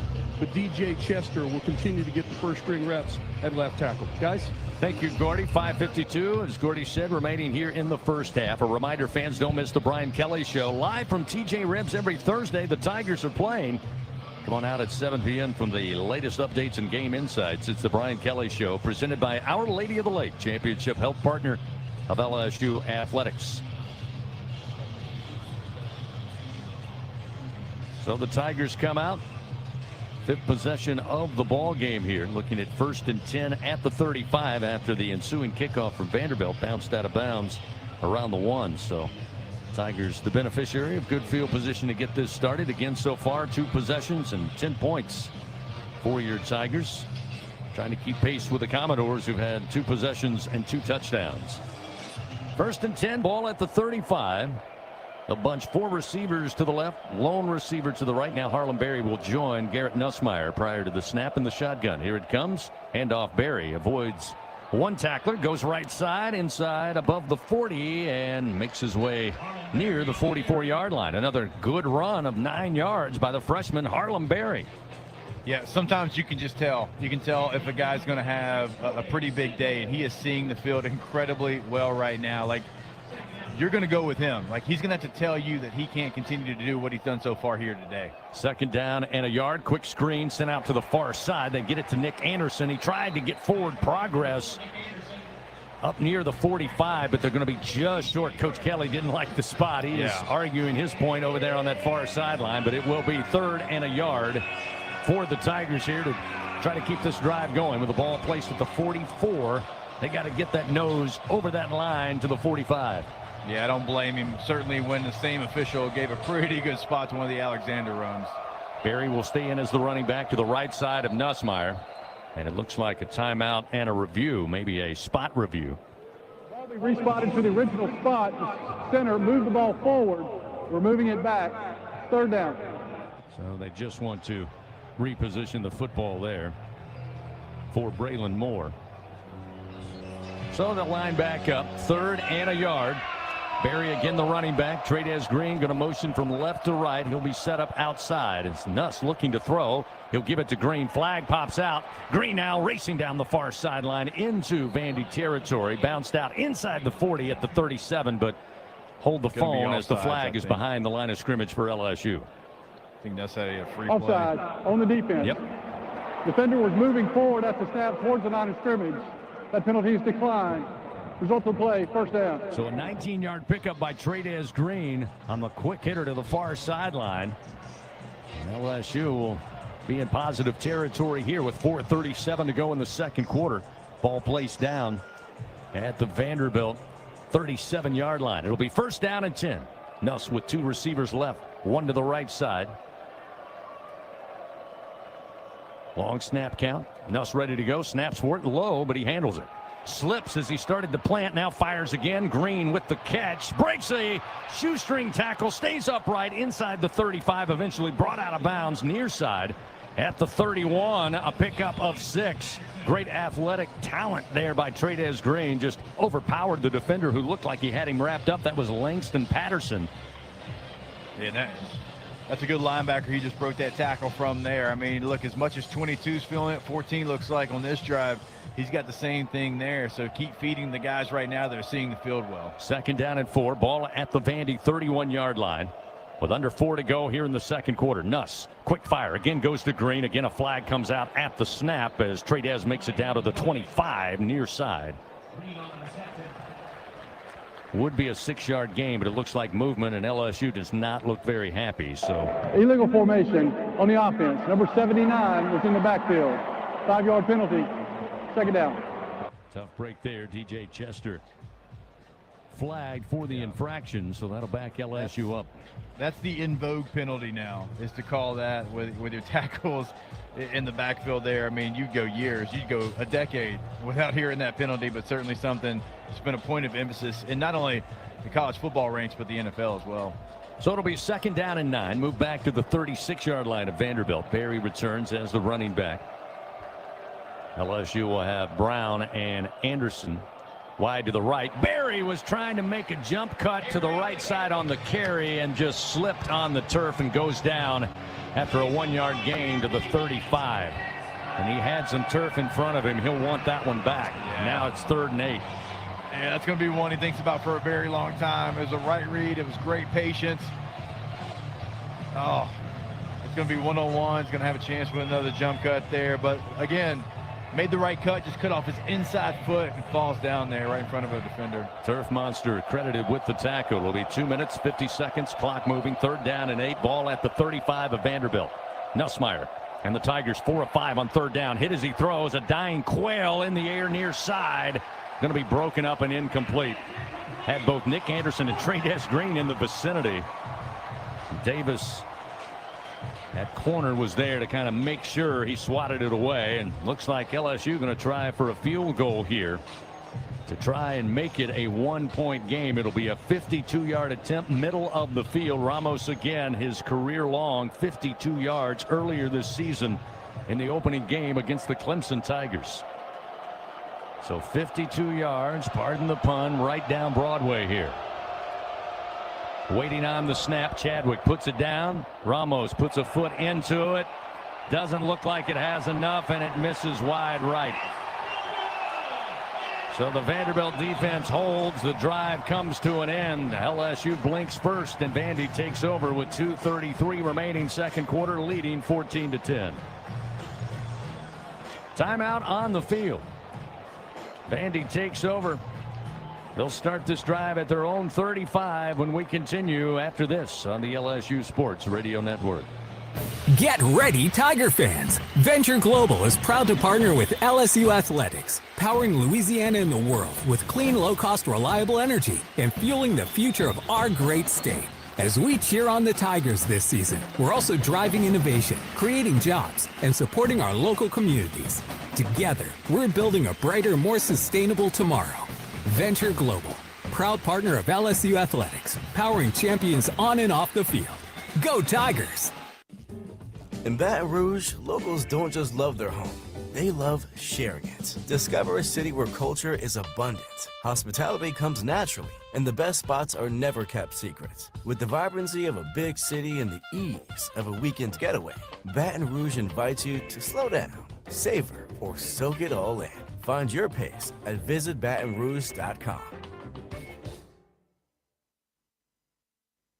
LSU Tiger fans are gearing up with real Tigers apparel and merchandise from the official online store at lsushop.net. Get jerseys, sideline gear, polos, t-shirts, hats, official team merchandise from Nike, accessories, and much more. Over 3,600 products, all shipped right to your door. Head to the place real Tiger fans go for the selection only real Tiger fans get at lsushop.net. Second quarter action continues. Presented by Dudley DeBosier. This is LSU Fighting Tiger Football on the LSU Sports Radio Network. Powered by People's Health. Indeed, Dudley DeBosier stands up for the purple and gold. They fight for Tiger fans all across Louisiana. Remember, Dudley DeBosier, proud to be an official partner of LSU Athletics. Score remains 14-10. Vanderbilt with the lead. LSU unable to come up with a 52-yard field goal by Damian Ramos, and Jacob Vandy takes over. They've been very fortunate with field position. This time they'll take over 1st and 10 at their own 35 with 2:33 remaining. Yeah, that drive's unfortunate. You go back and you think about the sequence, right? And you've got an illegal formation. It sets you back. You've got Harlem who makes the right cut, just can't keep his feet. Don't give enough time there on 3rd down. And what could have been a very positive drive, and then you miss a field goal, and you're right. I mean, they're right there on the 35-yard line. That's certainly their second field position that they'll take every single time. Diego Pavia and the Vandy offense. Starts off 1st and 10. Pavia will send out 2 receivers to the right, 1 to the left side. Single back in Alexander on his left hip. Jordan White with his nose over the football, waiting to snap it back. Here it comes, and Pavia, quick release, and it's dropped and incomplete. Right at the 31-yard line. He was looking for Caleb Barnett, the freshman out of Tulsa, Oklahoma, but again, looked like that one came out so quick. I'm not sure Barnett had gotten to his spot yet, but either way, he couldn't hold on. It'll be 2nd down and 10 quickly at the 35.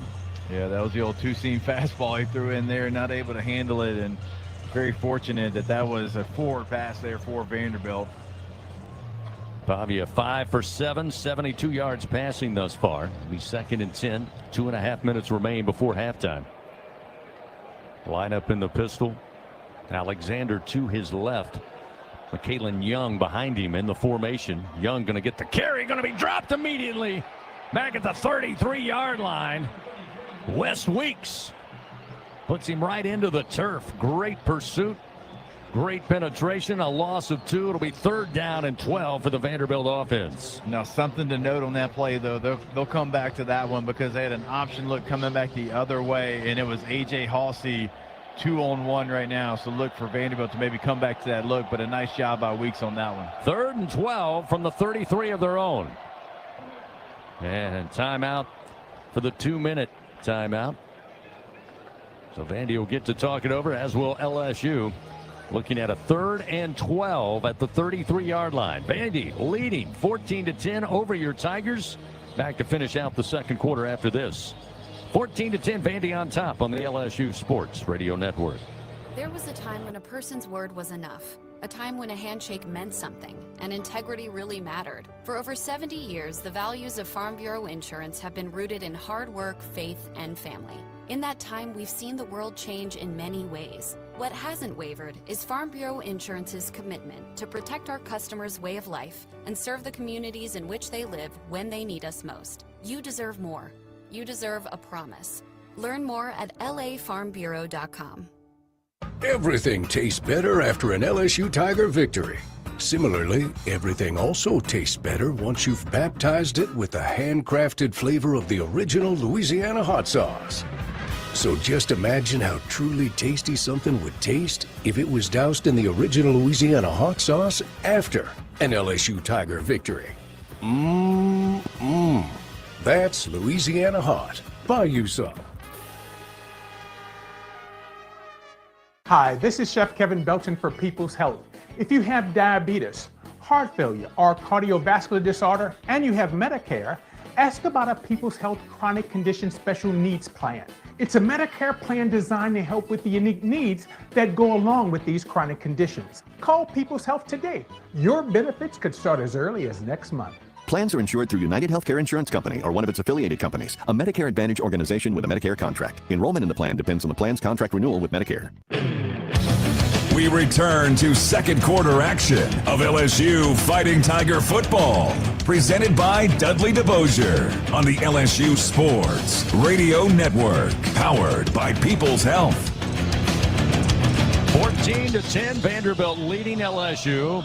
2-minute timeout, so 2 minutes remaining until halftime. LSU Athletics would like to thank its corporate partners again: Cox, McDonald's, Our Lady of the Lake Health, Albertsons, Louisiana Blue, Coca-Cola, and Hancock Whitney. Let's go down on the field for a Sunshine sideline report. Gordy Rush, what you got?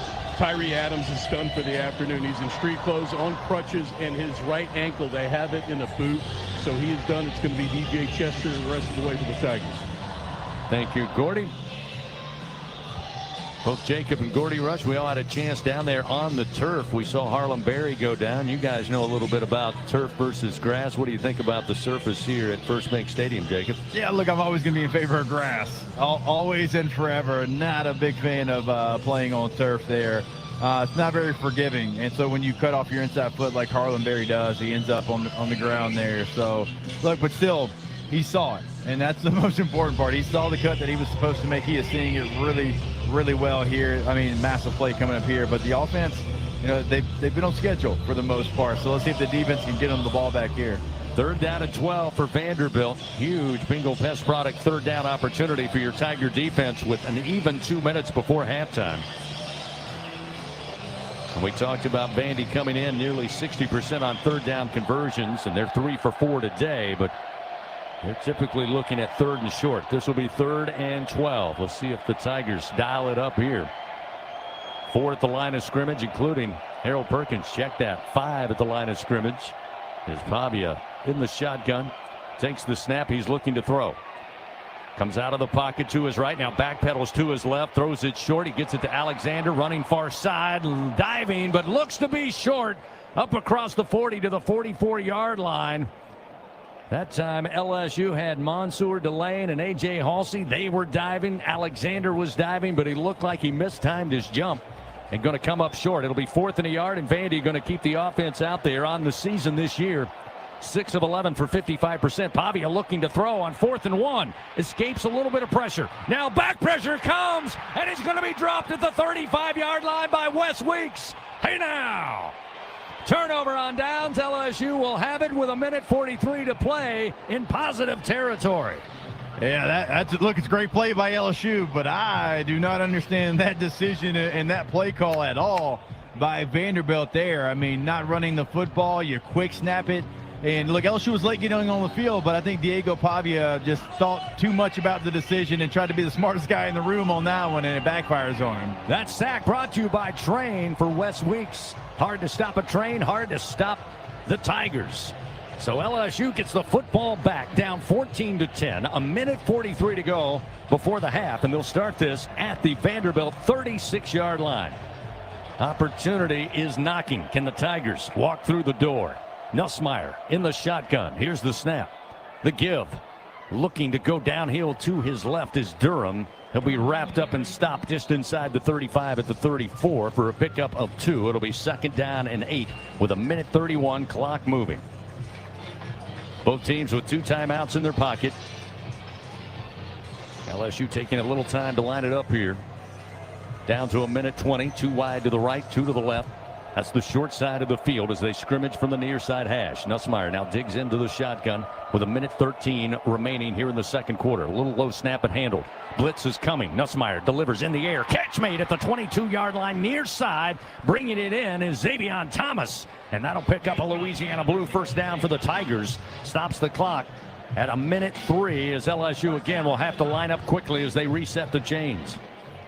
Yeah, look, I give Nuss a lot of credit. He's staying in there as long as he possibly can, but they're going to have to protect him a little bit better. He's taken a couple of real big shots here so far in this first half. Good news, Thomas got out of bounds, so it did stop. Now they'll start and try to drive on the carry to the right side is Durham, and he'll be smothered up and dropped by Joshua Singh, and LSU will burn a timeout to preserve 52 seconds here in the second quarter. A loss of 2 on the play will set up 2nd down and 12 now for the Tigers as they talk it over. Gordy, it's 82 degrees here in Nashville, but down there before the game when it was in the mid-70s, you could feel it might get a little warm down on the playing surface. How is it down there for not only you, but, you know, the players? Yeah, it's definitely surprisingly warm, right? It's certainly much better than any game in September in Tiger Stadium. I don't know that that's necessarily a huge factor on this team. I think, you know, Jacob, what we talked about, first time that you're playing on turf this year. Of course, this is Vanderbilt's home field. Now LSU has it in a turf field, and they're indoor, and they have one outdoor as well. For me, just watching the Tigers, they've slid and had more problems with footing than Vanderbilt has in this game. Yeah, you're right. And it's things like you can't really get away with a lot of things on turf like this there. So certainly something that's played a factor here early in the game. But LSU with a big opportunity here. Ball placed down between the hash marks, 2nd down and 12 at the Vandy 25-yard line. They put 59 seconds back on the game clock. Here's the snap. Unique formation. They'll set up a screen, and it's nearly intercepted. They were looking for Thomas at the 25-yard line, and it was in the hands, bounced off, and Vanderbilt had an easy chance for their defensive line to take it away. Luckily, it falls harmlessly to the turf, and it sets up 3rd down and 12.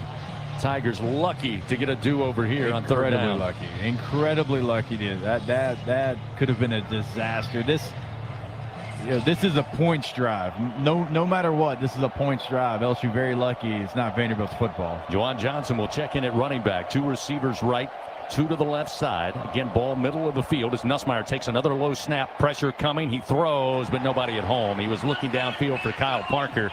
Parker not able to get to it from the far side, and that's incomplete. Sets up 4th down and 12, and the Tigers again will have to send on the field goal unit. Try a 42-yarder here to try and make it a 1-point game with just 50 seconds remaining in the second quarter. That was a unique formation, Gordy, on that play that nearly was intercepted. And again, it kind of took the rhythm away, and that last play going nowhere on the pass attempt. So now Ramos missed on a 52-yarder a few moments ago. He'll try to get his second made field goal of the day. The kick is on its way. Plenty of leg, and the kick is good. That will make it 14-13. Vandy with a 1-point lead after Damian Ramos with the kick, and with that good kick, the good hands at Allstate will contribute to the Tigers General Scholarship Fund for student athletes across all sports. Thank you, Allstate. Put an asterisk by that. LSU gets the big turnover on down. Start the drive at the 36. 6 plays, only 11 yards and 44 seconds before that 42-yard field goal. But hopefully, Jacob, that's not a huge opportunity that hurts LSU the rest of the day. Yeah, I mean, you got to get points there. So you did get 3 points. That's the key thing. I mean, that would have been a crusher if you had that 4th down stop. You don't get anything. They get the ball coming out of halftime. So you do get the 3. You wanted the 7 there, but you're right about the trick play that they tried to run. It did just kind of halt all the momentum that you had there. And then Vanderbilt on 3rd down plays cover 0. They bring everybody, and Nussmeier didn't have enough time to hit anybody downfield. Trey Richardson back deep for the Commodores. Had a nice return of 43 yards earlier in the first quarter as Aaron Burrell. Here's the approach, and Aaron puts it in the air, end over end, is going to hang up. Richardson kind of come over, fielded at the 5-yard line, middle of the field, comes straight up the middle, tried to break it outside, but grabbed by the arm and slung down after reaching the 22-yard line, and that's where Vandy will start with 39 seconds. Tylen Singleton with a great play on teams brings down the ball carrier quickly. So with 39 seconds, Diego Pavia and company will work with 2 timeouts here, leading by 1, 14-13. Coming up at the half, it'll be the ISC Constructors Fighting Tiger halftime report. We'll hear from Coach Brian Kelly on his way into the locker room. Then Brian Haldane will take us through the first quarter highlights, first quarter stats, and of course a scoreboard as a couple of games about to get started across the top 25. So with 39 seconds, Pavia back out on the field. 2 receivers. Check that. 3 receivers to the right, 1 to the left, and a single back. 1st and 10, Pavia. Plenty of time in the pocket. Airs it out far side. 1-on-1. Catch made up around the 43. Up across the 45 to the 47-yard line. Junior Sherrill, the junior out of right here in Nashville. P.J. Woodland was on coverage, and Sherrill able to find it first. 25-yard reception. It's 1st and 10 now, moved up to the 47-yard line. Empty backfield. Pavia, long throw, going to be broken up. Dangerous throw. Looking to the near side, outside the numbers to Richardson. Mansour Delane. Not a guy you want to throw too often, and they're lucky there. That was a long throw from the far hash to the near sideline, and Delane about a half step from taking that the other way. Yeah, that was almost 6 for the Tigers going the other way, and you're right. If I'm picking on anybody out there, number 4 is probably the 11th choice that I would have of the Tiger defense. Especially throwing the ball a good 60 yards across the field. 30 seconds remain here in the second quarter. 2nd and 10 now at the Vandy 47-yard line. They lead 14-13 over LSU. Pavia now will move the running back, McKeelan Young, from left to right hip. Here's the snap again, looking to throw in the middle of the field, having to readjust and come back for it, and making the grab at the LSU 38 is Richie Hoskins, the grad student. Picks up 15 yards and a 1st down. Pavia ready to go. Snap is back with 23 seconds. Airs it out near side, but throws it away. Nobody at home has great coverage downfield. He had no options, but nobody for Vandy near that play. And that'll stop the clock with 17 seconds and make it 2nd down and 10 at the LSU 42. Yeah, the referees are pointing to a receiver, but the guy they're pointing at was about 11 yards from the football there. So Diego Pavia might have gotten away with one there, but they got touchdown on their mind, CB, on this drive, not just setting up for a field goal. Well, in case they have to use the field goal, Taylor well within range. He's 5 for 5 on the year, has a long of 51 earlier this season in the win over South Carolina. 2nd down and 10 at the 17. Trip receivers to the left, 1 to the short side of the field, the right. Empty backfield. Pavia with the ball in hand, looking to run, coming near side, gets outside the numbers at the 30 and steps out of bounds at the LSU 28-yard line, picks up 9. It'll be 3rd and 1 with 11 seconds remaining. Yeah, you got to have somebody for him. He sees that immediately, Chris, and he just takes off, and he knows he can get positive yards. As soon as he saw Harold Perkins add himself to the rush and there was nobody left for him, he stopped looking at the routes and just pulled the ball down and ran. 3rd and 1 at the LSU. They mark it just inside the 28. 14-13, Vandy with a 1-point lead. Trip receivers to the left, 1 to the right side with a single back. Pavia gets the snap, looks left, now running to his right, sidearm throw, and it's incomplete down inside the 10, looking for Eli Stowers. And it looks like Vandy now will bring on the field goal unit with 6 seconds remaining here in the second quarter.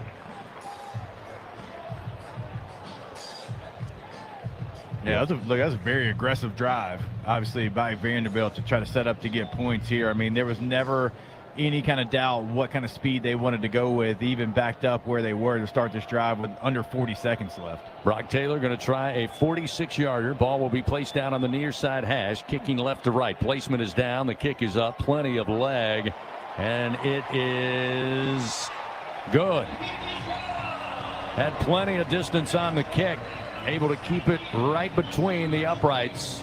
And that will lift Vanderbilt to a 17-13 lead with 2 seconds remaining on the second quarter clock.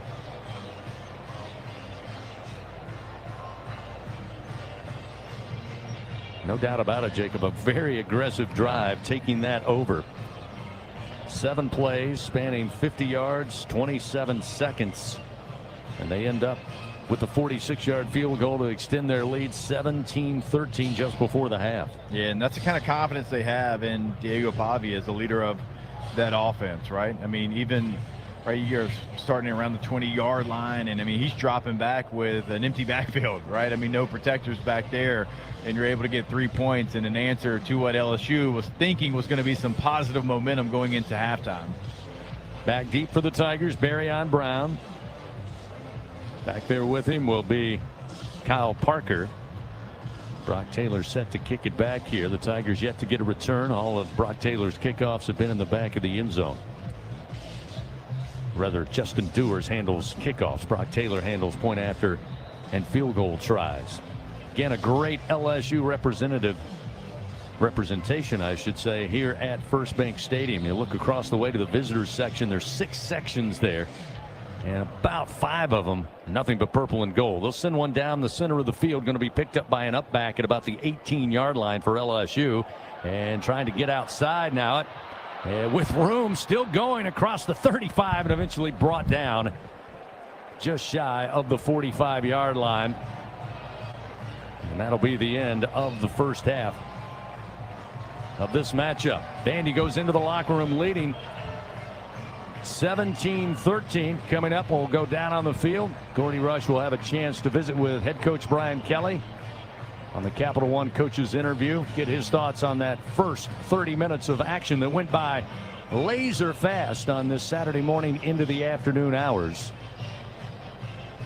Tigers again will be on defense to start the third quarter of action. Vandy winning the toss and deferring until the second half. Let's go down on the field with Gordy Rush. Gordy. Coach, this half, both offenses kind of mirror each other, moving the football down to their end of it. On your side, just converting, taking those field goals, making the field goals, making touchdowns. Yeah, I mean, that's obviously big, and, you know, we got to get off the field. We haven't been able to get off the field. Defensively limited us to, I think we had 3 possessions in the first half. We got to get off the field defensively, and we got to convert field goals into touchdowns. Chris. Thank you, Gordy. Thank you, Coach. We're at halftime here in Music City. Coming up, the ISC's Fighting Tiger halftime report. We'll send it back to Brian Haldane in the Capital One studio and take you through the first half highlights, first half stats, and of course a check of the top 25 in SEC scoreboard. Our score at the break here in Nashville: Vanderbilt 17, LSU 13. More coming up on the LSU Sports Radio Network. Everyone has their own favorite way to experience Louisiana. For some, it's the taste of hot beignets with a creamy cafe au lait. For others, it's swaying to the music of brass bands, Zydeco, and all the music in between. It's boating on the bayou, weaving your way through festivals, road tripping in pursuit of the greatest gumbo. Whoever you are, whatever you crave, Louisiana will feed your soul. Go to findyourlouisiana.com to plan your visit today. Waste Pro is proud to be the official waste and recycling collection services provider to LSU Athletics. We service over 2 million residential and commercial customers in more than 500 towns and municipalities across the South. Waste Pro is proud to work, live, and raise families in the areas we serve. We consider it a privilege to work hand in hand with our customers, partners, and employees to create a better community-first waste and recycling model. Waste Pro is the official waste and recycling collection service provider of LSU Athletics. Visit wasteprousa.com for more information. Equipment Share, proud partner of LSU Athletics. We understand that when you rent construction and industrial equipment, you need reliable machines and dependable service. From dozers and aerial work platforms to pumps, power, and climate control, we've got you covered. All rentals are powered by T3, the easy-to-use fleet management tool that lets you monitor your equipment from your phone or laptop. Visit equipmentshare.com for your rental today. Equipment Chair, built by contractors for contractors. Welcome in to the ISC Fighting Tiger Halftime Report. Presented by ISC Constructors. Powered by People. Coming up, a breakdown of the first half with highlights, stats, and a check of the Republic Finance scoreboard. Now, from inside legendary Tiger Stadium in the Capital One Studios, here again is Brian Haldane. Bringing it back into Capital One Studios. Capital One is offering checking and savings accounts with no fees nor minimums. What's in your wallet? We are going to start you off with that scoreboard update presented by Republic Finance. Visit Republic Finance for all your personal loan needs. Get started at republicfinance.com/Tigers. Normally when we do the top 25, we break it down from 1 to 25, but since we have an 11 a.m. kickoff, it's easier to do this chronologically. Already in the books, number 2 Miami takes their first L of the season. Louisville goes into Miami, comes out with a 24-21 win last night. Also taking an L last night, Nebraska gets beat 24-6. So Nebraska going to fall out of the top 25 as they are number 25. They fall 24-6 to Minnesota last night.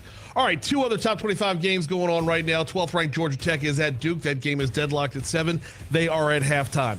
Just about midway through the second quarter at South Carolina, number 14 Oklahoma is taking on South Carolina, and Oklahoma's in charge of this one. 14-0 your score right there. Coming up at 2:30, number 1 Ohio State will be at Wisconsin. Michigan State will be at number 3 Indiana. Fast forward to 4:30 p.m., you'll have 4th ranked Texas A&M at Arkansas. Let's go back to 2:30. There's another game in that slot that kind of matters a little bit.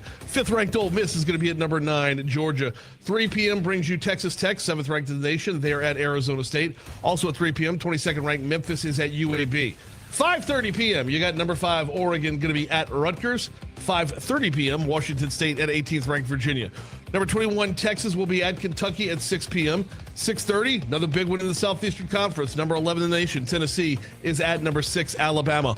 Also at 6:30, Southern Cal will be at 13th ranked Notre Dame. Florida Atlantic will be at 19th ranked South Florida. 6:45, also in the Southeastern Conference, 16th ranked Missouri will be at Auburn. 2 7 p.m. kickoffs in the top 25. Number 23 Utah is at number 15 BYU, and 24th ranked Cincinnati is at Oklahoma State. Looking at our in-state scores right now, there's only one other in-state game going on. Army, the Black Knights, are at the Green Wave of Tulane. That game is tied up 3 apiece at halftime. Coming up at 2, it'll be Troy at UL Monroe. Grambling will be at Arkansas Pine Bluff. 4 p.m., Prairie View will be at Southern for the Jaguars homecoming. Also at 4 o'clock, you'll have Northwestern State at Southeastern. Southern Miss will be at UL Lafayette. 6 p.m. is going to bring us Houston Christian at McNeese, and then Nichols at Stephen F. Austin. Leadership starts right here at home. That's why Ford assembles the most vehicles in America and employs the most hourly workers. From America for America, just another reason why Ford F-Series have been the best-selling trucks in America for 48 straight years. See your Southern Quality Ford dealer today. Once again, our score at halftime is Vanderbilt 17, LSU 13. We will take a quick break right here, and we will continue with the ISC Constructors Fighting Tigers halftime report right here on the LSU Sports Radio Network. I'm Scarlett Johansson. My family relied on public assistance to help provide meals for us. These meals fueled my involvement in theater and the arts as a child, which fostered my love for acting. The Feeding America network of food banks helps millions of people put food on the table. You can join the movement to end hunger by donating, volunteering, and advocating. Because when people are fed, futures are nourished. Join the movement to end hunger at feedingamerica.org/act now. Brought to you by Feeding America and the Ad Council. Hey, Tiger fans 12 and younger, don't miss your chance to be a part of Mike's Kids Club. Presented by Shell, the exclusive kids club of LSU Athletics. Join Mike's Kids Club for only $25. Get the official Mike's Kids Club t-shirt, free admission to select LSU athletic events, and much, much more. To learn about upcoming events and to join, please visit LSUMKC.com. The Mike's Kids Club, presented by Shell.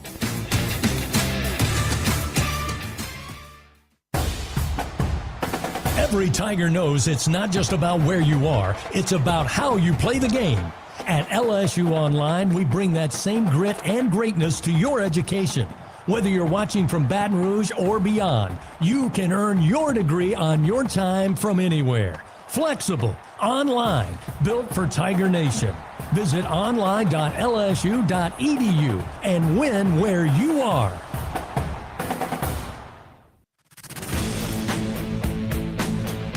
back with more on the ISC Constructors Fighting Tiger Halftime Report. Now, with a first half scoring recap, here again is Brian Haldane. Do you have questions about Medicare? Let us help. Aetna has Medicare Advantage plans that include prescription drug coverage with a $0 plan premium. Call Aetna today at 888-76-AETNA to learn more.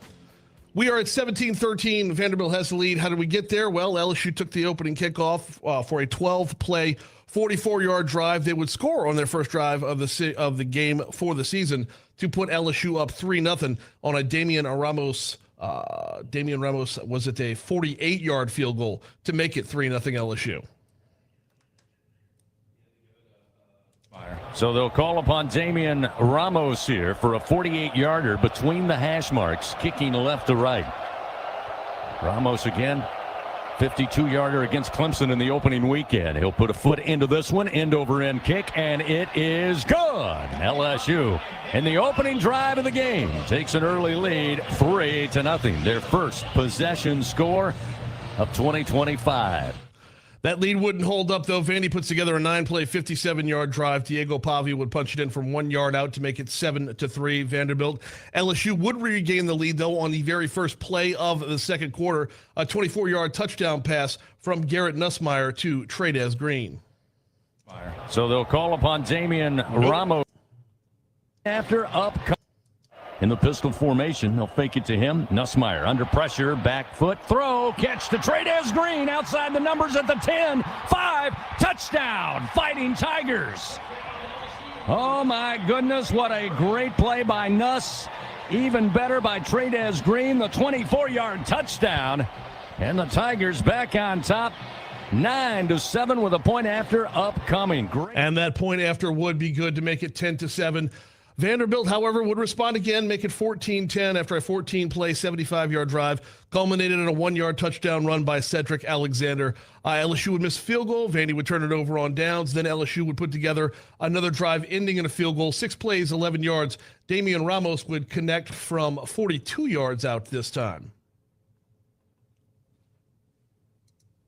Ramos missed on a 52-yarder a few moments ago. Will try to get his second made field goal of the day. The kick is on its way. Plenty of leg, and the kick is good. That will make it 14-13. Vandy with a 1-point lead after Damian Ramos with the kick and with that. And Vandy would then put another field goal on the board to make it 17-13, which is our halftime score. Bud Light, proud sponsor of LSU Athletics. Easy to drink, easy to enjoy. Quick break, come back. We'll break down some of those stats that brought us to 17-13 on the LSU Sports Radio Network. Trust isn't given. It's earned by showing up, leading the way, and performing at your best when it matters most. Our Lady of the Lake sports medicine experts know what it takes to improve performance and build champions at every level. That's why LSU chose Our Lady of the Lake as its championship health partner, trusting Louisiana's best medical team to care for our state's best athletes. From championship athletes to everyday champions, trusted care starts here. Visit OLOLRMC.com/LSU. Everything tastes better after an LSU Tiger victory. Similarly, everything also tastes better once you've baptized it with the handcrafted flavor of the original Louisiana hot sauce. So just imagine how truly tasty something would taste if it was doused in the original Louisiana hot sauce after an LSU Tiger victory. That's Louisiana hot. Buy you some. For him, it wasn't the cancer that almost took his life. It was an infection his body wasn't strong enough to fight. Antibiotic resistance is a global crisis, targeting those who are already vulnerable and claiming over 1 million lives each year. But an LSU discovery is changing the game. Our unique biotech starves bacteria, stops growth, and gives the body a chance to heal. Because behind every breakthrough is a life worth saving. Second half action of LSU Fighting Tiger football is coming up. This is the ISC Constructors Fighting Tiger Halftime Report on the LSU Sports Radio Network, powered by People's Health. Leadership starts right here at home. That's why Ford assembles the most vehicles in America and employs the most hourly workers. From America for America, just another reason why Ford F-Series have been the best-selling trucks in America for 48 straight years. See your Southern quality Ford dealers. All right, it's time to talk stats, and we will start off with your passing report brought to you by L'Auberge Baton Rouge Casino and Hotel. Diego Pavia, so far 8 of 13 for 124 yards. No touchdowns, no interceptions for Pavia right now. He said 5 different receivers. Leading the way would be Cole Spence, 2 catches for 40 yards. Eli Stowers has 3 for 32. I would break down a little further beyond there. Meanwhile, Garrett Nussmeier is 13 of 18. He's got 118 yards under his belt, 1 touchdown, no interceptions.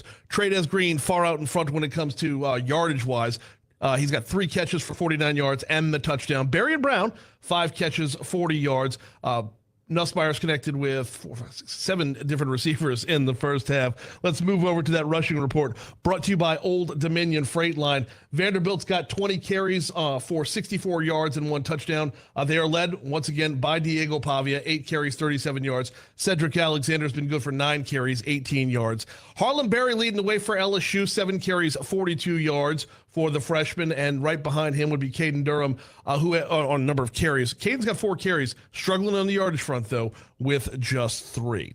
We are going to take one more quick break. When we come back, we will be back inside the stadium. Jacob Hester, Gordy Rush, Chris Blair, they're back right after this on the LSU Sports Radio Network. Hey, college football fans, I know you'd do anything for a win on game day. And a nice cold Bud Light. Because whether you're tailgating in the parking lot or parked on the couch, sitting on your lucky stool at the bar, or standing in the fan section all game long, the clean, crisp taste of Bud Light turns a win into a win-win. And there's nothing easier to enjoy than that. Bud Light, easy to drink, easy to enjoy. Enjoy responsibly. Anheuser-Busch, Bud Light Beer, St. Louis, Missouri. Trust isn't given. It's earned by showing up, leading the way, and performing at your best when it matters most. Our Lady of the Lake sports medicine experts know what it takes to improve performance and build champions at every level. That's why LSU chose Our Lady of the Lake as its championship health partner, trusting Louisiana's best medical team to care for our state's best athletes. From championship athletes to everyday champions, trusted care starts here.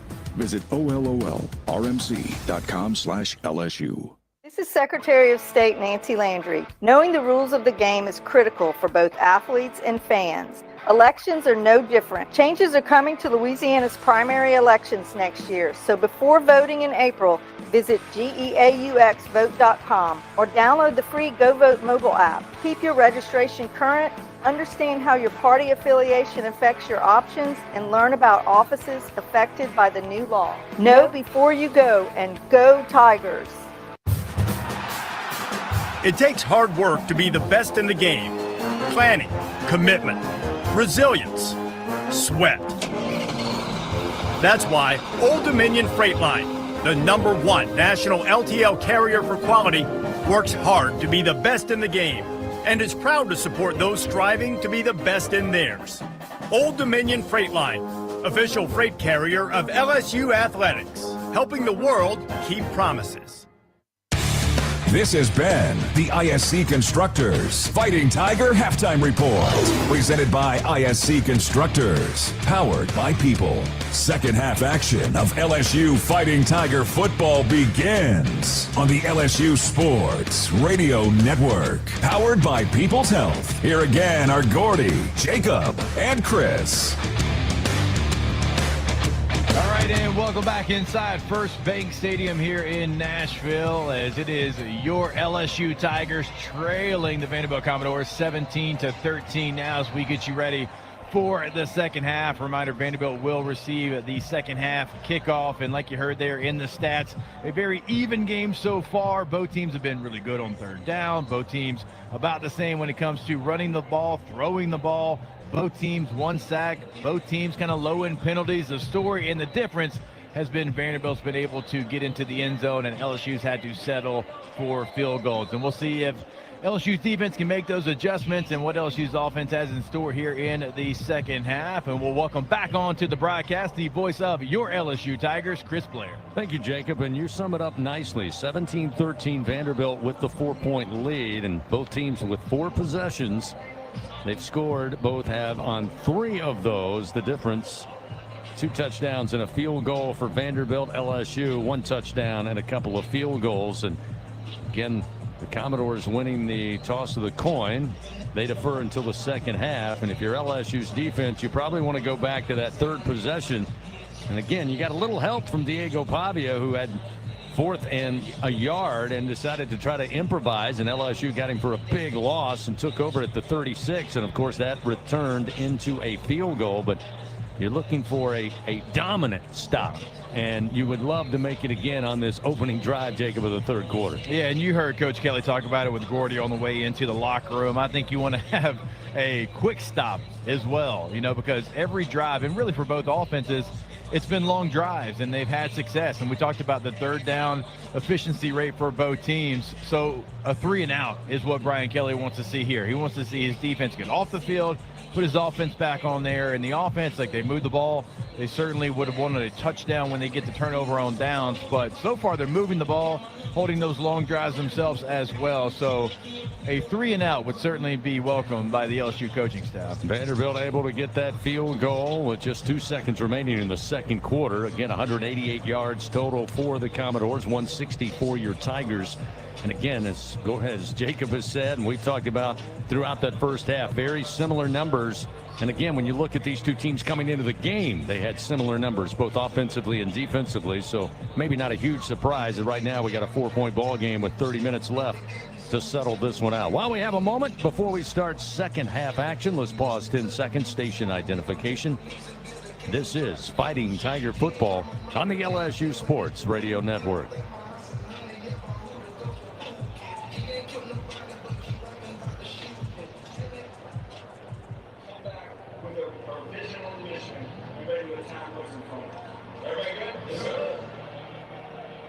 Back here at First Bank Stadium, downtown Nashville on the west end. We're set for the 3rd quarter of action this Saturday afternoon. An early start, 11:07 kickoff to get the SEC Saturday going.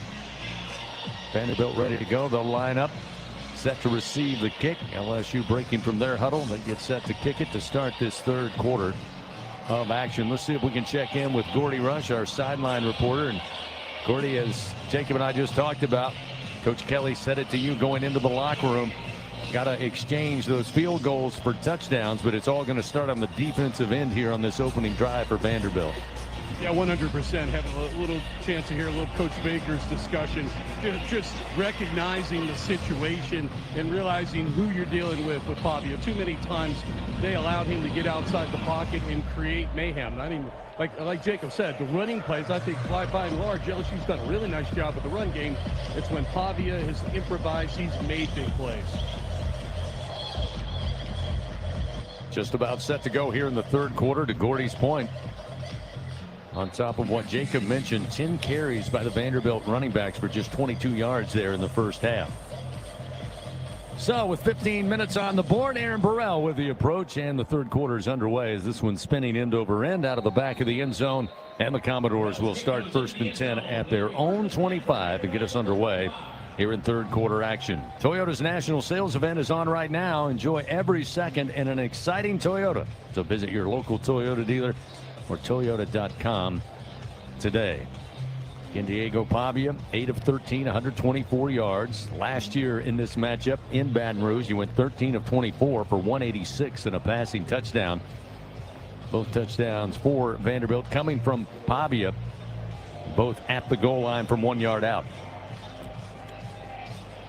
I should say a 3rd touchdown, or another touchdown by the running back for Vanderbilt. So the Commodores will start with the pistol formation. 1st and 10 from their own 25. 2 receivers to the left. Pavia rises up, checks the defensive front, now gets back in position, takes the snap. Hand off with a hole off the right side, up across the 30 to the 32-yard line on a 7-yard pickup. Sedrick Alexander, the junior out of Austin. Wes Weeks, along with Devon Keys, there to make the tackle. But we got a Tiger slow to get up, down at a knee at the 24-yard line. Now he's sitting down. It looks like Jack Pyburn shaking up on the play. Yeah, LSU already down, Chris, an edge rusher with Butler out in this game. So if he's out for any extended period of time here, certainly would test the depth of the LSU edge rushers. Yeah, just brought freshman C.J. Jackson into the game, so he's had limited time this year. So Pyburn on his own power, going to try to make his way to that far sideline there. Again, we'll have to step out for at least this play, but again, a good indication that he may be back very quickly. It'll be 2nd down and 2 for Vandy. Just underway here in the 3rd quarter. The ball moved up to their own 33. Alexander, by the way, the running back, 10 carries, 26 yards, has one of the Vandy touchdowns on the day. They'll have 3 wide to the left. Single back to the right side of Pavia as they scrimmage from the near side hash, and they'll have the little jet sweep coming near side. Richardson breaks a tackle, stays upright across the 40, makes his way to the 45-yard line on a 12-yard gain. Looked like LSU had it sniffed out, just couldn't make the tackle, and Richardson picks up the 1st down for the Commodores. Yeah, you had a shot at him right there, and the receiver able to get on your edge, break a tackle. But again, you're in position. Those are the plays you want to make in the backfield there. A nice job, actually, by the young player, C.J. Jackson, that came into the game doing his job and holding point there on the edge, coming in for Pyburn. So now 1st and 10, ball at the Vandy 45-yard line. They attack left to right to open this drive in the 3rd quarter. Pistol formation, Pavia fakes the handoff, rolling to his left, airs one out and overthrows it out of bounds. Catch made at the 25 of LSU, but he was already on the white line. It's incomplete, looking for Trey Richardson. DJ Pickett, freshman corner on coverage. That'll set up 2nd and 10 at the 45. Yeah, that's kind of how Diego Pavia ended that first half, right? Just, hey, one-on-one coverage, let me throw it up. Let me allow my receiver to try to go make the adjustment. Now, at the end of the first half, on P.J. Woodland, they're able to get that done. Nice job by DJ Pickett continuing to push the receiver out of bounds and not really have an opportunity. 2nd down and 10. Pavia this time will have 2 receivers to the left side. 1 receiver to the right. Here's the snap. Looking left, now across the middle of the field, underneath. Catch made by the tight end. Cole Spence pick up 9 yards and get into positive territory at the LSU 47. Yeah, that's just a very, very simple tight end middle route. Sees the linebackers, 1 rush, 1 drop into coverage, and just finds a soft spot in the defense there. Sets up a 3rd and 1 for Vanderbilt's offense. 2 tight ends involved in this offense. 80 yards so far receiving for the Commodores. It'll be 3rd down and 2. Ball at the 47 of LSU. Pavia again lining up in the shotgun formation. McKalen Young, the single back behind him. A receiver to each side. Setting up option. Here's the pitch. Coming near side. Stepping through some defenders and loose inside the LSU 30. Eventually brought down inside the 25, down around the 20-yard line. Tamarcus Cooley saves what could have been a score, but a big run by McKalen Young, the junior out of Midland, Texas. 27-yard scamper on the carry. Again, LSU in the vicinity. Not the greatest of blocks out there on the edge, but he's able to just slip right through. Yeah, it was actually Devon Keys who wasn't fast enough flowing to try to get to that pitch there. Kind of waited on Diego Pavia. You have somebody for him. Jack Pyburn had him. You like to see Devon Keys just go right now to the pitch man. By the way, Pyburn, who had to check out on the first play of scrimmage, back out there on the defensive end for LSU. 1st down and 10 inside the red zone at the 19. They'll try to stretch it far side on the run and eventually running out of real estate, but making it to the 12-yard line is Trey Richardson, who's now getting involved, moving the ball down the field. A pickup of 7. It'll be 2nd down and 3 just outside the LSU 11-yard line.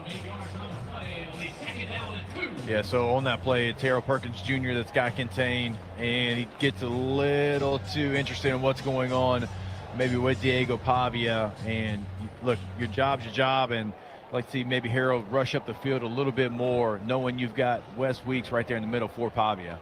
Ball at the 11-yard line of the Tigers. 2nd down and 2 for the Commodore offense. Again out of the pistol. Pavia waits on the snap and gets it. Quickly handoff and caught in the backfield. Perkins had him, but slipping through to pick up the 1st down is Sedrick Alexander inside the 10 down to the 8-yard line. Devon Keys and Perkins will be credited with the tackle, but Harold had a chance there to maybe get a stop for a loss and just couldn't wrap up Got him up around the shoulders, but Alexander, too good a center of gravity, goes right through it at 5'9", 207 pounds. So now it's first down goal to go at the LSU 8 here on the opening drive of the third quarter, with Vandy up 17-13 already. 3 receivers left. That's the wide side of the field as they scrimmage from the near side hash.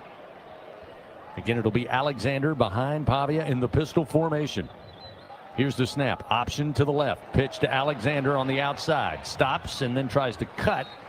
He's brought down just inside the LSU 4 by Halsey and Perkins that pick up a 4. It'll be second down goal to go from the LSU 4-yard line. Yeah, Vanderbilt's found something they like there with that speed option.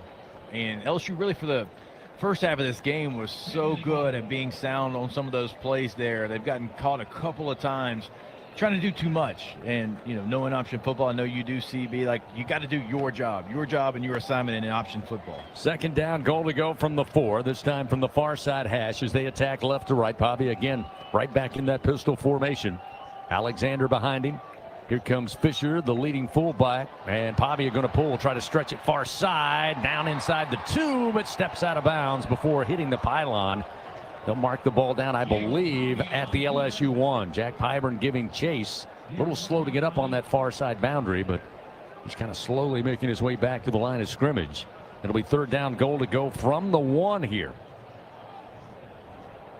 A.J. Halsey, been a busy man out there defensively at the rover position. Already 12 tackles on the day to lead LSU. Third time today that Vandy has been down there at the 1-yard line. Both previous opportunities, they punch it in. 9:11 clock moving here, third quarter, third down goal to go from the 1. Here's the fake by Pavia on the handoff and a wide open throw into the end zone to the tight end, Cole Spence. That one looked way too easy. And Vanderbilt extends the lead 23-13 with a point after upcoming. Yeah, it looked easy because you have somebody that in Harold Perkins that's got man coverage in that. And look, it's tough. You're thinking run. Totally understand that. But you got to know you've got an eligible receiver. So when you're in man coverage right there and he goes out into a route, you got to go cover the guy. Now, Diego Pavia probably has the edge and he might run the ball in there anyways, but that is your responsibility there on that play. Brock Taylor trying to add one more for the Commodores. Snap is back, placement down, kick is up, and the kick is good. 24-13, largest lead of the day for the home standing Vanderbilt Commodores. They take the opening drive of the third quarter, 10 plays, 75 yards, 5 minutes and 57 seconds off the clock. We got 9:03 remaining. Tigers get the football when we return. They trail 24-13 on the road here in Nashville on the LSU Sports Radio Network. Chris Jackmick, I served in the United States Air Force and I deployed 3 times. Being a veteran, it's interwoven into your DNA. It is really the absence of the connection and the purpose that can really drive a lot of veterans to some negative thoughts. For those who are in a suicidal crisis, the window of time to save somebody's life is very short. Our duty is to protect ourselves and protect our families. And one way you can do that is store your weapons safely. Store all your guns securely. Help stop suicide. Brought to you by End Family Fire and the Ad Council. He's got a seam. He's down the near side hash. Tiger fans, if you've ever wanted to listen to the LSU Sports Radio Network while watching your Fighting Tigers on TV, now you can, and it's easy to do. Just pause the TV. Use the LSU Sports mobile app to stream the audio on your smartphone or tablet. Connect to a smart speaker, then wait for the audio to catch up to the point your TV is paused. Push play, and you are all set. Watch the Tigers and listen with the LSU Sports Radio Network and the LSU Sports mobile app. 15-10-5, touchdown! Tigers! I'm Richard Funtner, president of the Louisiana Farm Bureau Federation. My brother and I grow rice, soybeans, and raise crawfish on our farm in Evangeline Parish. For a fourth-generation farmer like myself, Louisiana Farm Bureau is as much a part of my life as checking traps or harvesting rice. Our organization is more than 145,000 members strong, and we've been around for more than 100 years. The Louisiana Farm Bureau spans generations, and we want you to join our family. Visit lafarmbureau.org, the Louisiana Farm Bureau Federation, the voice of Louisiana agriculture. Champions make plays on the field and in life. With LSU Online, you can keep your career moving, earn your degree, and still run your own game plan. Learn anytime from anywhere and take the next step toward your goal line. It's time to make your move, Tiger fans. Visit online.lsu.edu. LSU Online. Win where you are. Live coverage continues. This is LSU Fighting Tiger Football on the LSU Sports Radio Network, powered by People's Health. Back here in Nashville, Vanderbilt extends the lead on the opening drive of the third quarter. It's now 24-13 Commodores, and LSU getting the ball for the first time here in the second half. And Jacob, things starting to get concerning here. 5 Vanderbilt possessions in the game. Again, neither team getting a ton of possessions. That's because the offense, as you pointed out, for both squads up and down the field. Unfortunately for LSU, there's 5 possessions for Vanderbilt. LSU stopped them just once, and that was the turnover on downs back in the second quarter. Since then, 3 touchdowns and a field goal, and that's where we are, 24-13. Yeah, it's been a really nice job. I mean, both offenses, but certainly Vanderbilt. I mean, putting the ball in the end zone, that was a really nice drive. A lot of different looks, a lot of different plays, run, pass, options, everything there on that series. This time, Barryon Brown going to take the kickoff from the goal line, far side, try to come middle of the field. Now turns it upfield. Flags fly everywhere as he is stopped around the 24-yard line, and this one looks like LSU going to be backed up to start their first drive of the second half. Time now to take a look at the performance report presented by BASF.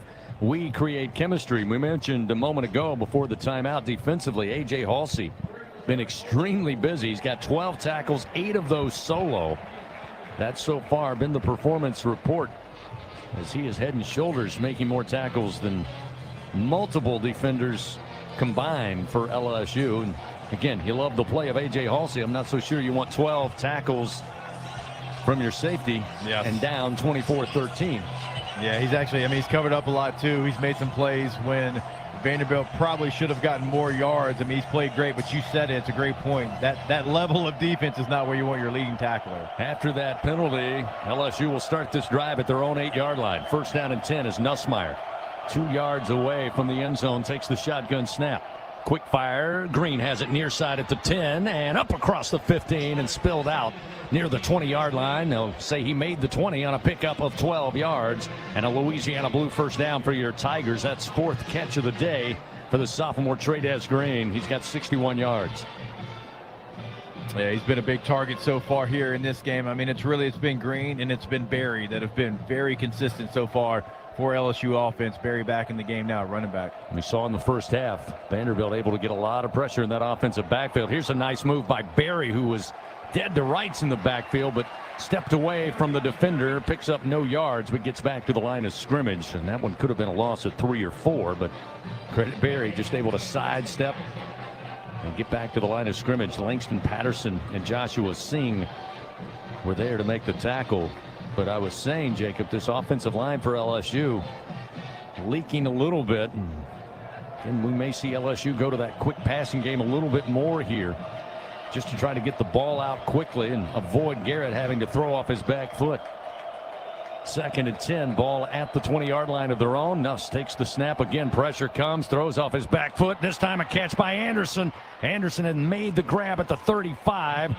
Dances up the near side hash to the 38. His first catch of the day. Picks up a Louisiana Blue first down on a gain of 18 yards. Dante Carter makes the tackle for the Commodores. Yeah, it's a nice job by Caden Durham picking up the linebacker. You like him a little bit stronger there, but does know his assignment just enough to give Nussmeier some time to throw it. First out of 10 at the 38 of their own. Nussmeier looking right side, airs it out, and looking for Barryon Brown. He was grabbed by the jersey, but no flags. It's incomplete down around the 25-yard line. And Barryon talking to the official that was right there with him, saying, "Did you miss that?" Now Brian Kelly wants to chew on his ear a little bit.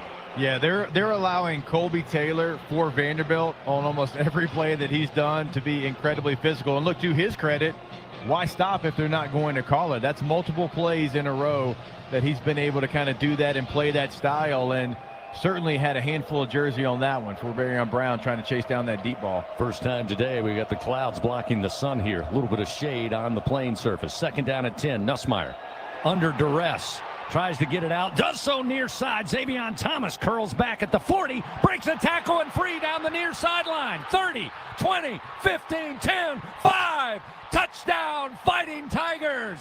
62 yards on an incredible throw from Nussmeier just to get it out. And Thomas does the rest. That'll make it 24-19 Vanderbilt with LSU a point after upcoming. I mean, what an individual effort there by Thomas. And we talk about it all the time. He's one of those guys. Find a way to give him the football. Get him the football. I don't care how you do it. Get that guy the football. He is an elite returner, right? And a lot of times a play like that, what did that look like? It looked like you were setting up a wall for a punt return, right? And he hits the sideline, gets all the way into the end zone. Get the playmakers the ball. Get it to them often and early, and that's exactly what Nussmeier did after taking another shot. They're getting Thomas that football some way, somehow. LSU looks to keep the offense out there. Going to try a 2-point conversion here. Trying to make it a field goal game. Currently 24-19. Nussmeier in the shotgun. 2 receivers right. Now they'll motion Trades Green to join him. Trip receivers at the snap. Nussmeier with time. Throws. Slant. Green got it. 2-point conversion good. It's 24-21. The Tigers cut the Vandy lead to 3. That was a large pair of hands going in front of a Vanderbilt defender, because I really didn't know where that ball was going, and all of a sudden these Mickey Mouse looking paws just come out in front of the football. What a job by Green to hold on to that. You're exactly right, partner. I was zeroed in on the binoculars, and when I saw the ball go, I thought this is going to be a pick, and suddenly out of the right corner, here comes Trades Green. He grabs it and helps the Tigers cut the lead to 3. Timeout on the field. Good answer by LSU in their first possession of the third quarter. 64-yard touchdown, Nussmeier to Xavier Thomas. 6:52 remains third quarter. Back to Nashville after this on the LSU Sports Radio Network.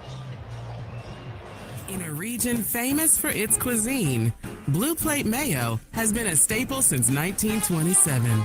From New Orleans to Lafayette, Houma to Baton Rouge, it's the mayo Louisiana reaches for when it's time to make something delicious.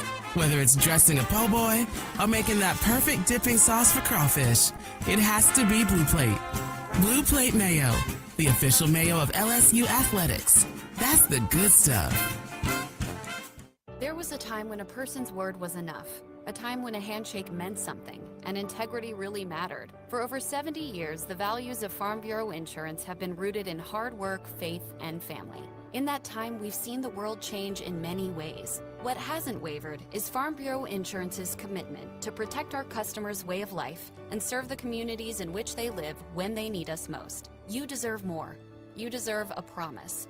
Learn more at lafarmbureau.com. Get ready, Tiger fans! Venture Global is proud to partner with LSU Athletics, powering Louisiana and the world with clean, low-cost, reliable energy and fueling the future of our great state. As we cheer on the Tigers this season, we're also driving innovation, creating jobs, and supporting our local communities. Together, we're building a brighter, more sustainable tomorrow. Venture Global, proud partner of LSU Athletics, powering champions on and off the field. Go Tigers! In Louisiana, we love our LSU Tigers. When the band strikes up those 4 iconic notes, the fans go wild. At Louisiana Blue, we're Tiger fans too. That's why we've teamed up with LSU Athletics to bring you the compassion of the cross and security of the shield, so you're free to wear your stripes and roar. Live Louisiana. We've got you. Louisiana Blue, Louisiana True. Proud partner of LSU Athletics. Back to the action of LSU Fighting Tiger football on the LSU Sports Radio Network, powered by People's Health. Your Fighting Tigers, a little bolt of energy.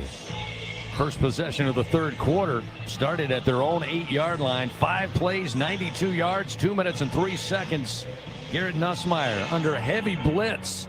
Backpedal throw finds Xavier Thomas. He fights through a couple of initial hits, goes 62 yards for the score.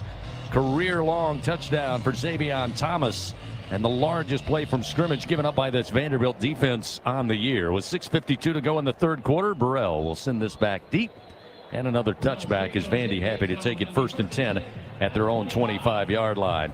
Again, Xavier Thomas, one of those playmakers. Second catch of the day. He's got 73 yards. Again, a 62-yard touchdown score. LSU now maybe energize the defense a little bit after giving up the opening drive score to Vanderbilt here in the second half. It'll be 1st and 10 at the 25 for Diego Pavia and company. LSU Athletics again would like to thank its corporate partners, Cox, McDonald's, Our Lady of the Lake Health, Albertsons, Louisiana Blue, Coca-Cola, and Hancock Whitney. A receiver to each side, double tights, and a single back in the pistol formation behind Pavia. First down snap. The give up the middle, got by the initial line of scrimmage, and now fighting for extra yards across the 30 up to the 34 is going to be Alexander. Stop made by Cooley and Delane. A pickup of 9. It'll be 2nd and 1 for the Commodores at the 34 of their own. Yeah, same as last drive. Last drive, remember, I mean, it's very similar run, 8-9 yards on first down there. And again, I understand being worried about Diego Pavia, but you see some guys that are trying to eye hustle somebody else's responsibility within the system. Just do your job and count on your teammate to stop number 2. McKalen Young will check in for the Doors as the running back, as Pavia will send 2 receivers to the left. Waiting on the pistol formation snap. And here it comes. Quick turn, the handoff. And trying to find it off the right edge. Will pick up the first down, crossing the 35 to just shy of the 37-yard line by McKalen Young. Hey guys, 2 plays ago, A.J. Halsey came off the field, took a kind of a shot, looked like a stinger, and Toviano went in at strong safety. I'll keep an eye on the sideline. Thank you, Gordy. 5:39, clock moving, third quarter. This has been a quick moving game. Again, a lot of it due to the offense is running up and down the field. LSU looking for a big stop here. It would be just their 2nd stop on the day against this Vanderbilt offense. Again, pistol formation on 1st and 10 at the 37 of the Commodores. 4 at the line of scrimmage for LSU. They'll go back to the ground game, and this time LSU swarms it. And no gain on the play as Zach Weeks, or rather Devon Keys, jumped in. Got the first hit on Alexander. We approach 5 minutes remaining. It actually was Young on the carry again. Keys with his 6th tackle of the game, getting the start today and having to play quite a bit with Whit Weeks unable to go. Interesting play here. Diego Pavia hadn't gone to that wristband very many times. He just gave a full play call and a tight huddle off that wristband. 2 receivers, wide side of the field to the left. Again, a single back out of the pistol. Looking to throw. Perkins comes after him. Misses on a diving tackle attempt. Now Pavia running near sideline, goes airborne and then gets air-mailed into the sideline at the 46-yard line after a pickup of 8. So it'll be 3rd down and about a yard upcoming here for Vandy as they approach midfield with 4:27. Clock stopped as Pavia knocked out of bounds. They'll line it back up. Clock begins to roll. You know, a play like that's where you really miss like a Whit Weeks, because you can tell like there's an opportunity and Keys is in coverage and he doesn't really know. Whit's so good at knowing exactly when to leave that coverage and go to a dual threat type quarterback. 3rd and 1. They'll work out of the pistol. A receiver to each side. Here's the snap. Pavia going to keep. Jumps and throws and grabbing it out of the air at the LSU 35. Couldn't hold on, but a flag comes out. They were looking for Stowers again. That was an excellent effort trying to get his hands around it, but could not cradle it in as he hit the turf. But again, that flag right in the vicinity of where the pass was thrown. We'll see what it's all about from our crew chief, David Smith, as he talks it over with the field judge, Raymond Tate, down around midfield. Yeah. There is no foul on the play for defensive pass interference. 4th down. That'll make the home crowd very unhappy, but a very important incompletion will set up 3rd and 1 here. Or rather 4th and 1 for the Commodores on their side of the field at the 46. And again, we saw 1 4th down try back in that first half that was completely blown up, and they're going to keep Pavia and company out there. So with 3:54 to go in the 3rd quarter, they'll try it again on 4th and a yard. Yeah, going back to that wristband there. Hadn't done it many times. This drive's been strictly off the wristband. They'll break from the huddle. Send a receiver tight to the formation to the left. Twin backs along with Pavia in the backfield. He'll pull. Pressure is there. Pyburn giving chase. Pavia dancing around.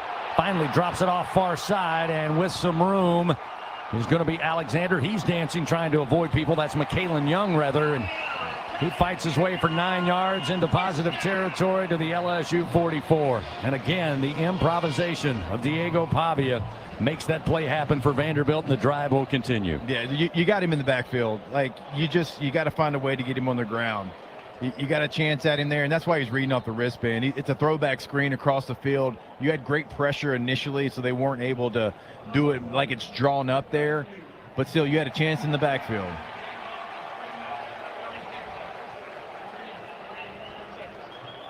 So they're wanting to put some time, I believe, on the clock. We did not hear from our crew chief, who was talking to everybody else. But they moved the clock to 3:36 here in the third quarter.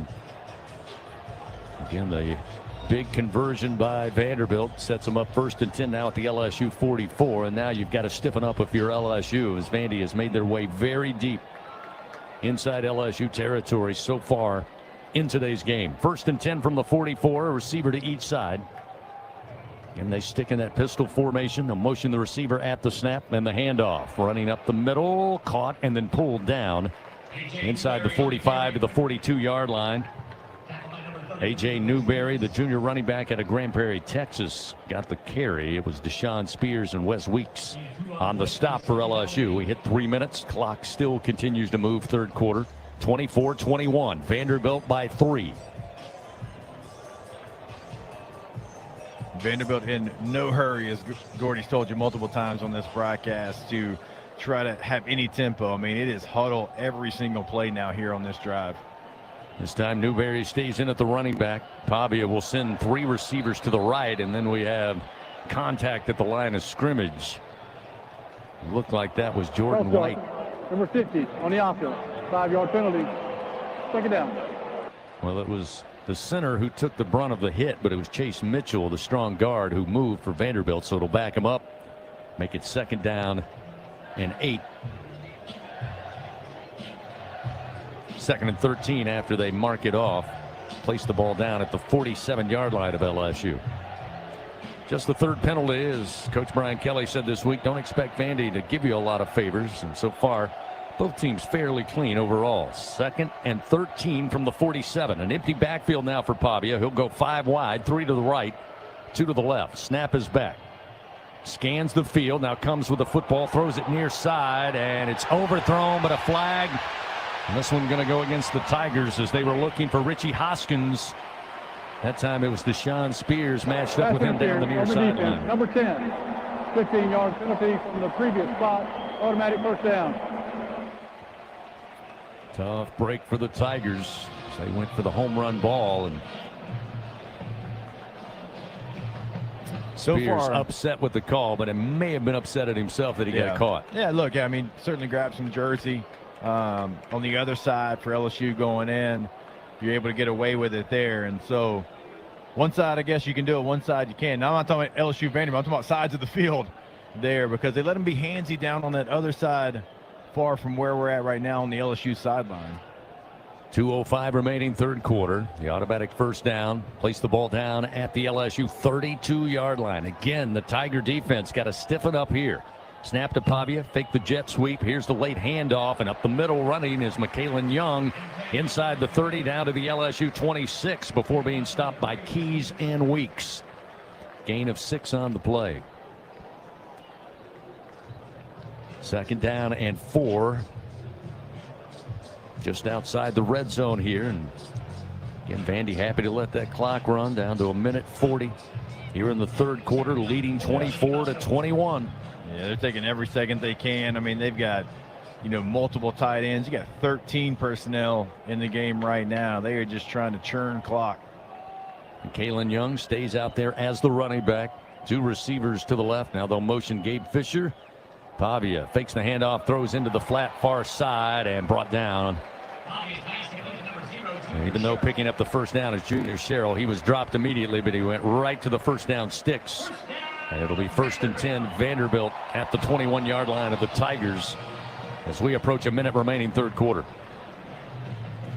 This will be upcoming the 11th play of this drive. Again, LSU just the inability to get Vandy off the field in 3rd down situations, 4th down situations. That was one of the big concerns coming in, considering they were right at 58% on 3rd down conversion throughout the season. First and 10 at the 21. A receiver sent to the right, one lone receiver to the left. Now the motion, snap back, Pavia steps up in the pocket. Now he's off and running. Far side, gets outside the numbers. Nobody will touch him. He's in for the score from 21 yards out. And Vandy finds the end zone again, make it 30-21. Commodores with a point after coming up. Right there, Jacob, right in front of me. And Pickett came on a cat blitz and missed him. And Pavia recognized, stepped in the huddle and just took the space where Pickett was. Nobody at home, walked into the end zone. Yeah, you do that against this guy, and Gordy knows it. And you're going to get beat. He's going to find that. If you don't get home, you're going to get beat. And you send the corner cat there. Nobody left for him. Lineman held onto the offensive lineman. Touchdown, Vanderbilt. Brock Taylor splits the uprights with a point after try, and it's now 31-21, Vandy by 10 with just 27 seconds remaining here in the third quarter. A 10-play drive spanning 75 yards, 6 minutes and 25 seconds before Diego Pavia finds the end zone. He's got 11 carries, 69 yards, and 2 rushing scores on the day. Timeout on the field. 31-21, Vanderbilt leads. Tigers have the football when we come back on the LSU Sports Radio Network. Ew, it's a roach! Fear not. Champ is here. Your weapon is Bengal Roach Spray. Bengal's spray technology is designed to flush out the entire colony, targeting the source of the problem, making sure these pests don't die unseen in your walls, ensuring far-reaching results that prevent infestations from returning. Now that you're all protected, my job here is done. Bengal, the official pest control of LSU athletics. Hey, LSU fans, you're invited to Louisiana's largest casino resort, Coshada. Coshada Casino Resort has the largest and most spacious gaming floor in the Lake Charles area, with thousands of the newest slots, over 55 table games, live bingo and off-track betting, plus 3 beautiful hotels, delicious Cajun cuisine, and the #1 rated golf course in Louisiana. Coshada Casino Resort is proud to support LSU. Go Tigers! ISC Constructors is a national award-winning electrical and instrumentation construction company. In addition, ISC provides full-service, multidiscipline engineering services to global customers. For 35 years, ISC has brought the Baton Rouge culture to its job sites and offices across the nation. And like our Tigers, ISC believes being the best begins with recruiting and developing the best talent. ISC, powered by people. Game day starts local, just 2 miles from Tiger Stadium. Oxbow Rum Distillery is the official rum of LSU athletics. Handcrafted from Louisiana sugarcane grown right across the river. From cane to glass, every bottle is pure Louisiana pride. So, whether you're mixing up cocktails at your tailgate or joining us at the tasting room, make it a win for local flavor. Oxbow Rum Distillery, located downtown Baton Rouge. Go Tigers! Go behind the scenes. Check out our booth cam on Facebook and YouTube from the LSU Sports Radio Network, powered by People's Health. Tiger fans, remember, SeatGeek makes it easy to find tickets so you can be a part of all the action this season. So whether you're buying or selling football tickets, SeatGeek, the official ticket marketplace of LSU football. Let's go Tigers. SeatGeek. 27 seconds remain third quarter. Vandy leading by 10, 31-21. And gentlemen, now we're starting to see, unfortunately, some separation. A lot of similarities across the stat line in that first half. And right now, Vandy 328 yards total offense to 252 for your Tigers. LSU getting it done through the air with 210 yards passing. Vanderbilt 148 through the air. The run game 180 on the ground for the Commodores, just 42 for LSU. And this one starting to really separate, and that's time of possession. Nearly 29 minutes thus far. Vandy's had the football with LSU's inability to get them off the field, while the Tigers have possessed it for 15 minutes and 44 seconds. And it feels like at this point, even though you got a fourth quarter remaining, you've got to answer here, Jacob, on this ensuing kickoff and this ensuing drive. Certainly, knowing how long they want to hold on to the football. Barryon Brown will field it in the end zone and take a knee about 7 yards deep. And Garrett, Nussmeier and company will start. First and 10 from their own 25. with just 27 seconds remaining here in the third quarter. Fans, Our Lady of the Lake Health, proud to be LSU's championship health partner. Together, LSU and Our Lady of the Lake Health, champions for Louisiana. Together we roar. Learn more at olrmc.com/LSU. The last drive, LSU started at their own 8. Eventually, they were able to find Xavion Thomas for a 62-yard score. See what they dial up here as Harlem Berry will start as the running back to the right side of Garrett Nussmeier. 1st and 10 from the 25, 2 wide to the right, 1 to the left. Trey Green, the tight end, working left of the formation. Here's the snap. Give to Berry. He'll break it out far side, trying to get to the 30. Going to be hit there after picking up 4 yards. Stop made by Marlon Sewell, along with, or it should be Sewell who laid the hit. Jordan Matthews came over to make sure he stayed down, but it'll be a 5-yard pickup. They'll mark it just inside the 30. That should be the final play of the third quarter, as Nussmeier unable to take the snap. So third quarter comes to an end here in Music City. After 3, Vanderbilt leading 31-21. Moving along this Saturday afternoon, the fourth and final quarter coming up. Tigers looking at 2nd and 5 from their own 30, down 10 on the road to Vanderbilt on the LSU Sports Radio Network. Hey, college football fans, I know you'd do anything for a win on game day. And an ice cold Bud Light. Because whether you're tailgating in the parking lot Or parked on the couch. sitting on your lucky stool at the bar, Or standing in the fan section all game long. the clean, crisp taste of Bud Light turns a win Into a win-win. And there's nothing easier to enjoy than that. Bud Light. Easy to drink, easy to enjoy. Enjoy responsibly. Anheuser-Busch, Bud Light Beer, St. Louis, Missouri. When you shop Albertsons online or in our app, you can count on us to have freshly picked high-quality ingredients ready for pickup or delivery in as little as 30 minutes. Plus, save $30 off your first online order and let Albertsons take the hassle out of shopping while racking up the savings. With free pickup or delivery, you will always get the same great prices, deals, and rewards as in-store. Shop online at Albertsons.com or in the app. Albertsons, fresh foods, local flavors. At Capital One, we believe a bank should be about more than just money. It should be about the community, its values, and its winning traditions. I'm Katie Graves, Baton Rouge president for Capital One. Just like the LSU Tigers, we are deeply rooted in the life of Baton Rouge, volunteering, supporting local businesses, and helping families prepare for their financial future. It's a commitment we are proud to uphold. Go Tigers!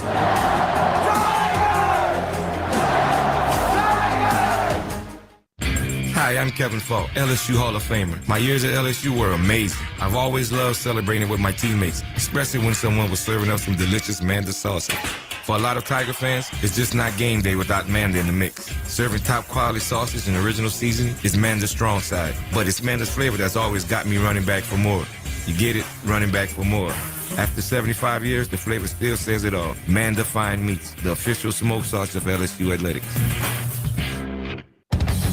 Fourth quarter coverage of LSU Fighting Tiger football. Presented by J&J Exterminating on the LSU Sports Radio Network. Powered by People's Health. Fourth quarter action coming your way from Nashville. Again, a great LSU participation here in today's game. The fans are here. No surprise, a destination trip like Nashville. But right now, they're looking up at the scoreboard, down 31-21 to Vandy with 15 minutes to get back on top. The Tigers looking at 2nd and 5 at their own 30-yard line. We talked about time of possession at the end of that third quarter starting to go Vandy's way. As we said, nearly 29 minutes possession. LSU 16 minutes 11 seconds. But here's the big number, Jacob. LSU came into this game averaging 66 plays per game on offense. So far today, 36 snaps for LSU. Yeah, and it feels like it too. And you know, the LSU offense, for we've talked about it so long, has been on schedule. And unfortunately, you settle for one field goal instead of a touchdown, and a big difference in this game. But the offense has done a lot with what they've been given. Just got to come up with a defensive stop, but certainly a score here. It feels like you got to have it with the way Vanderbilt's controlling the football. Well, to your point, they're averaging nearly 8 yards per play. Just haven't had enough plays. 2nd and 5, again at the 30 as we start the fourth quarter. Nussmeier gets the snap, throws to Green. He was wide open at the 34, and he'll cross the 35 up to the 40 to the 43-yard line. 13-yard gain and a quick Louisiana Blue first down for the Tigers. Rinaldi and Sewell were there on the stop as Green hauls in his 5th catch of the day. Yeah, Vanderbilt brings pressure off the edge from the nickel, leaves Green wide open. Nice job by Nussmeier seeing that. First down and 10 now at the Tiger 43. Green will slowly motion from left to right, line up right of the formation. 2 wide, and Brown and Thomas. Handoff going to go to Durham, and he'll fight his way for maybe 3-4 yards across the 45 to the 47 before being stopped there by Corday Sidnor for the Commodores. Vanderbilt actually brought the same pressure just from the opposite side with the same player. Like Gordy mentioned earlier, they are bringing pressure. They are trying to force Garrett Nussmeier to make a decision and make it quick. I mean, showing cover 0 here again in this pre-snap. 2nd down and 6. And again, LSU, I know with 13 minutes, 52 seconds, you kind of still have to make haste based on the fact that Vanderbilt's been able to have long, sustained drives all day. Long throw coming to the near side. And can't hold on as Barryon Brown. He was hit just as it arrived by Mark Davis. It's incomplete. That'll set up 3rd down and 6, and maybe the biggest 3rd down of the afternoon for LSU. Yeah, that's just not a good play. It's too tough. Right, for a 5-yard throw. They're showing 0. They kind of drop out of it. That's just a very, very long throw. Even if Brown catches it, I'm not sure exactly where he ends up. Just too difficult for what it is. The juice isn't worth the squeeze on that one. 3rd down and 6. Ball at the 47-yard line of their own. Quick handoff, and with room, Caden Durham, far side hash to the 30, middle of the field 20, down inside the 5, and brought down from behind, down around the 2-yard line of the Commodores. Jordan Matthews eventually able to get him down from behind, but the Tigers looking at 1st down, goal to go at the Vanderbilt 2 on a 51-yard run by Caden Durham off the left side. Nussmeier lines up quickly. Here's the snap. Give back to Durham. Durham looking for a hole, trying to get to the goal line, but it'll be stopped just shy. And now we got some hand fighting way outside, near side. Barryon Brown along with Mark Davis. I don't see how that's not an ejection for the Vanderbilt player there. I mean, you had multiple punches being thrown into a helmet there. That was a pure prize fight. So it'll be 2nd down, goal to goal. Again, the ball down just beyond the 1-yard line of Vanderbilt. LSU with some substitutions late. They try to get Brown off the field. He's got to hurry. He's still got to hurry. And they're going to have to burn a timeout.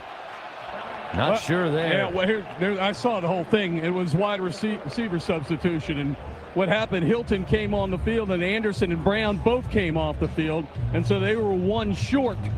They had 10 people on the sideline. Brian Kelly saw the confusion, ran down here and burned a timeout you did not want to burn out. Just, really unnecessary substitution. I'm sure that was a running play. No likelihood that was a run play. Just line up the receivers and give the ball to the running back. Let's see if LSU can carry the momentum. They're going to take a full timeout here. It'll be 2nd down, goal to go at the 1 with 12:37 to play in the game. Tigers knocking on the door, down 10, 31-21. Back to Nashville after this on the LSU Sports Radio Network. Everyone has their own favorite way to experience Louisiana.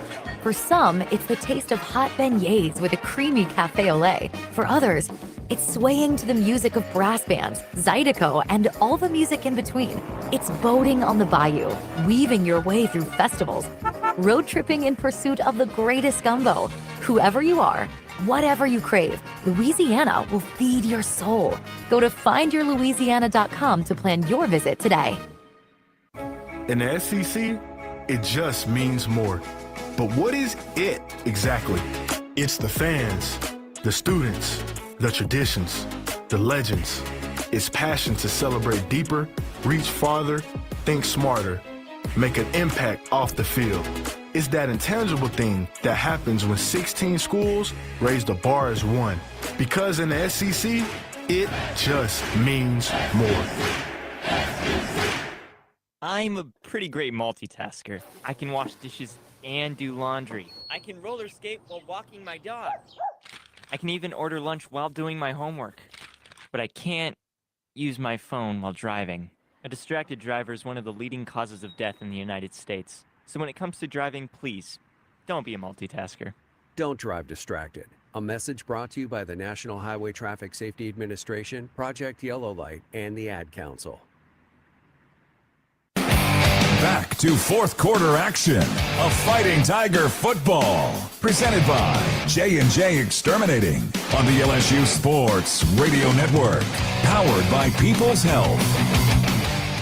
Vanderbilt leading LSU 31-21, 12:37 remains in this SEC tilt. Tigers looking at second down goal to go on the Vanderbilt 1-yard line. They had some momentum after a 51-yard run, brought Caden Durham down to the Vanderbilt 2. They ran a play unable to get in on a Durham carry down to the 1. They tried to line up quickly and then had some substitution errors, had to burn a timeout, and then TV took an extended 3.5-minute timeout. So LSU had Vanderbilt on their heels, but unfortunately they get a little breather here. Fans, TJ Ribs, official barbecue restaurant of LSU Athletics, home of the Brian Kelly Show. Thursdays at 7 o'clock. Order now at tjribs.com for the rest of your football Saturday. So the Tigers will huddle up. Harlem Berry comes in off the sideline at running back here. So wait for the officials to put the ball down and be set for play. Place it down inside the 1 on the near side hash is LSU, moving the football left to right, the end zone to our right. TV timeout's been over for a while. The play clock down to 11 as they break the huddle. Nussmeier will stand in the shotgun. Harlem Berry will be the freshman running back. From the 1, here's the snap. Quick throw. Xavier Thomas motioned, and the flag comes out. They get the ball to him in the end zone, but hold the phone. First and snap. Don't start. Wow. 88 on the offense. 5-yard penalty. Second down. The redshirt junior Donovan Green, transfer from Texas A&M, movement on what was an easy throw, wide open. Was. I was about to say it. My goodness, that looked easy. Should have known better. So now back-to-back mistakes will move the football back outside the Vanderbilt 5, and it'll be second down goal to go from the technically 6-yard line. That's a killer. I mean, that you're set up prime location there on the field, and now, you know, it's going to be difficult. It's really tight down there. Now, I know you got multiple chances at it, but that's a crusher of a penalty. Not only that, but you've burned almost a minute and a half since being at the Vanderbilt 2-yard line. Good point. So now they'll try it again. The snap, the direct snap, Jawan Johnson, and Vandy will just get right to him, and he'll go nowhere. Back to the 5. That's about all. And they didn't give him that. It's still going to be second down goal to go from the 6. Rather, third down goal to go. And this thing imploding right on top of LSU. Again, can't say enough. Vanderbilt, after that 51-yard run by Durham, on their heels. But now building momentum on that defensive side as it'll be third down goal to go from the 6. What do the Tigers try to do here? Green motions out to the far side. Nussmeier takes the snap, looking left all the way. Not there. Nuss under duress, spins away from a tackler, now gets set, fires again, and it's overthrown and incomplete in the back of the end zone. You can't do that. Yeah, very fortunate that falls to the ground. Can't do that. And LSU will have to bring on the field goal unit here with 11:43 to play. Yeah, you got to protect the football much better than that. I mean, it's very fortunate for LSU that ended up on the turf there. You just got to throw it away and give it to your kicker to try to make it a one-score game. 23-yard attempt here by Ramos from the near side hash. 11:43 to go in the game. He's 2 of 3 so far today. He missed from 52 yards out, but well within his range here. Looking for a good snap, a good hold, and a good swing of the leg. It's on its way, and the kick is good. That will make it 31-24. Third made field goal, but again, had the opportunity to punch it in, starting at the 2, then at the 1, backpedal to the 6, and they settle for the field goal. With that good kick, good hands at Allstate will contribute to the Tigers General Scholarship Fund for student athletes across all sports. Thank you, Allstate. A 9-play drive, 69 yards, 2 minutes and 50 seconds, but another Damian Ramos field goal, this time from 23 yards out. That's your scoring drive recap, presented by LSU Online. Driven to score, built to win. LSU Online, win where you are. So now you put the defense back out on the field,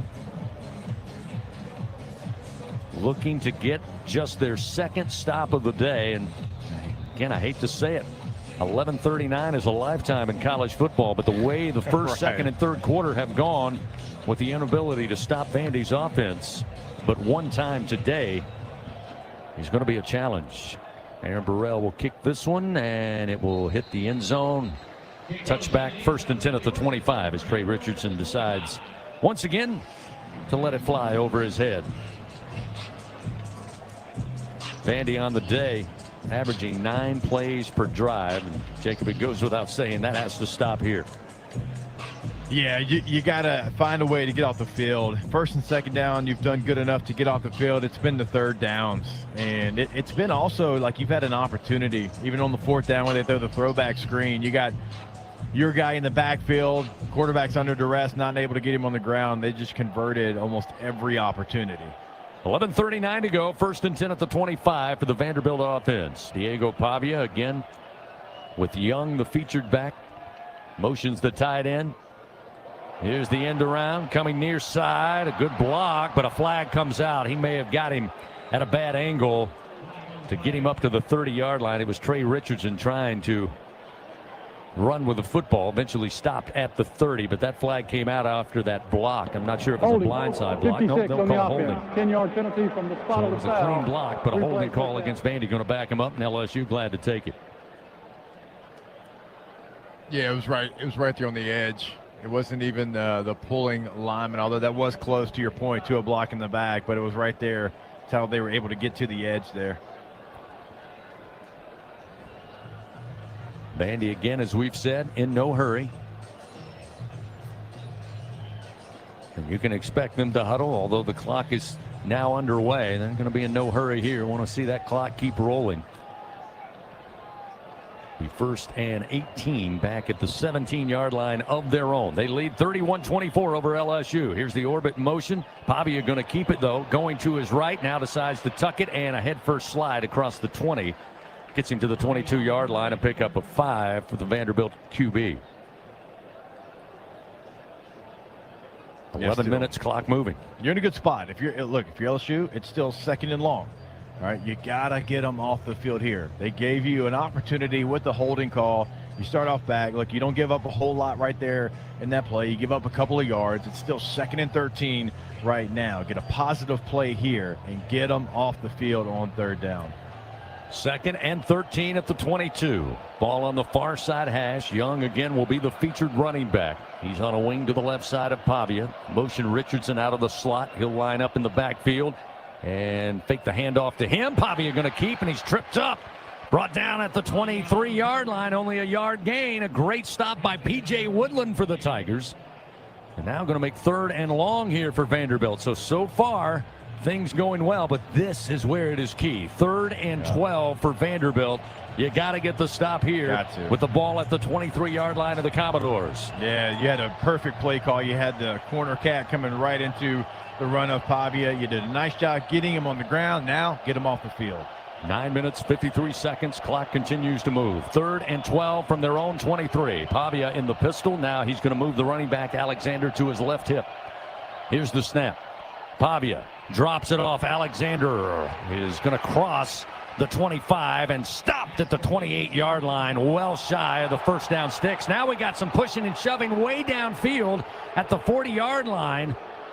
I don't see a flag as of yet, but that's the Boo Birds here at First Bank Stadium. They thought it was a little aggressive after the play. Luckily for LSU, it doesn't come back to bite them. It'll be 4th and 7 for the Commodores, and we'll see the first punt of the day by either team with 9:13 clock moving 4th quarter on 4th and 7. Xavion Thomas will head back deep for LSU. He'll set up shop near the 25-yard line of his own. We'll see Nick Harbour for the first time today. He'll let it fly from about the 18. Coming down quickly, Thomas calls for the fair catch, steps up and fields it after a 42-yard punt near the LSU 30-yard line.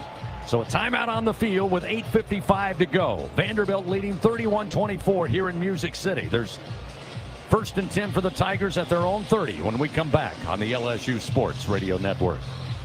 Some drinks come in a bottle, some in a can. Only one comes in a ball and brings the buzz. We're Buzz Balls, the ready-to-go cocktail that's shaped like a ball. Coincidence? We think not. Big flavor, big buzz, ready to go. Buzz Balls. It's a ball. It's a drink. It's a whole vibe. Please drink responsibly. Buzz Balls. Available in spirit, wine, and malt. 50% alcohol per volume. Buzz Balls, LLC, Carrollton, Texas.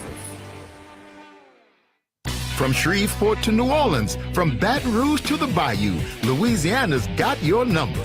Introducing the new area code scratch-offs from the lottery. 318-504-225-985 and 337. 5 tickets, 5 chances to win up to $50,000. So what are you waiting on, Louisiana? Rep your code and let the good times roll. Louisiana Lottery, giving you a reason to dial. Must be at least 21 to purchase.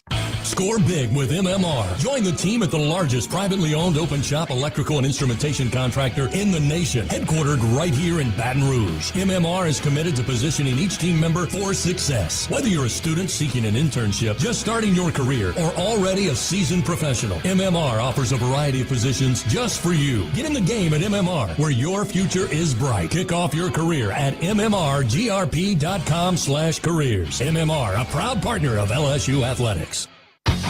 Fourth quarter coverage of LSU Fighting Tiger football, presented by J&J Exterminating on the LSU Sports Radio Network, powered by People's Health.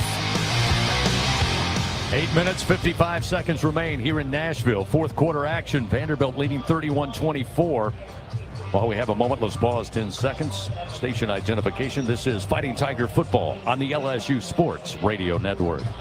Hear the Tigers roar worldwide. The LSU Sports Radio Network and the LSU Sports mobile app. From First Bank Stadium in the west end of Nashville, Tennessee, along with Jacob Hester and Gordy Rush, I'm Chris Blair, and it's a 31-24 Vandy lead. But Gordy Rush checking in with you with a sideline report presented by Sunshine. Only 2 stops for LSU's defense today, but let's just go ahead and be positive about it. Better late than never. They get their second stop here with 8:55 to go, down 31-24. Yeah, I tell you what, a lot of juice on the LSU sideline. People, the team excited, and offense come to congratulate the defense as they're coming off the field. Let's see if the Garrett Nussmeier boys can bring it down the field. Tigers come out 1st and 10 from the 30 after taking the fair catch on the punt. Fans, a reminder, J&J Exterminating, Louisiana-owned, customer-focused, and results-driven for over 65 years. Call the local pros, get the shield. J&J Exterminating, yeah. A break from the huddle. Nussmeier will send 2 receivers out wide to the left. Jelani Watkins, see him out there wide to the left. Aaron Anderson in the slot to the left side. Barryon Brown, the lone receiver, to the right. Pressure comes, and Nussmeier going to be thrown down inside the 20, back around the 18-yard line. Again, they are not going away from what they've done all afternoon. That's Vandy's defense. They just keep bringing them, and that time they get home, the second sack of the day for this Commodore defense. Loss of 10 yards. It'll be 2nd down and 20 back at the Tigers' own 20-yard line. Yeah, DJ Chester, he got put on the ground immediately. There was nothing Garrett Nussmeier. There's no pocket that you can step up in whenever your tackle gets put back like that. Zaylen Wood out of Bowden, Georgia. Middle Tennessee transfer got the stop. LSU will go on the ground straight ahead on the carry. Harlem Berry trying to find a little room. Stop shy of the 25 at the 24-yard line. So a 4-yard gain will set up 3rd and 16. We approach 8 minutes remaining in the game. They'll substitute Jawan Johnson for Harlem Berry at running back. Xavion Thomas will line up wide to the right with the ball middle of the field. They'll send trip receivers to the left, including Trey'Dez Green, Aaron Anderson, and Barryon Brown. It's 3rd and 16 from the 24. Johnson moves from right to left hip.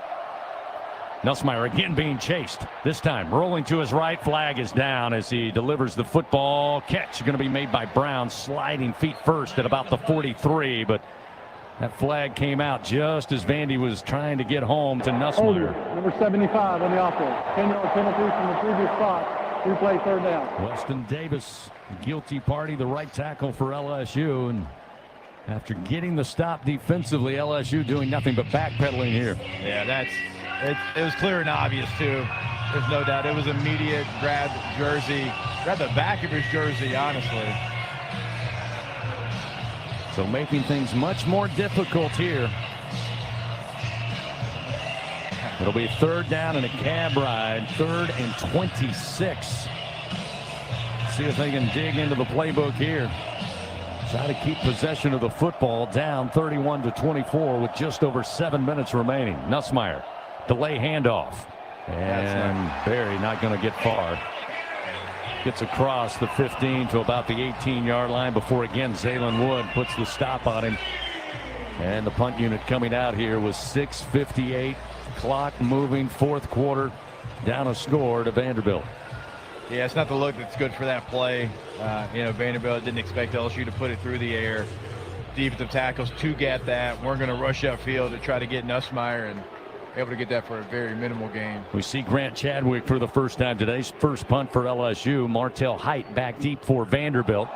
Chadwick sends this one angled near side. Coming up, calling for the fair catch at the 43 is going to be Height.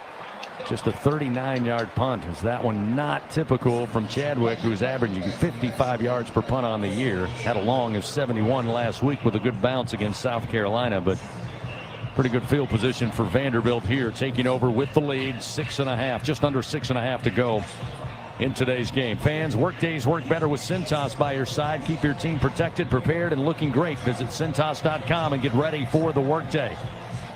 Hopefully LSU's defense can build on that last stop.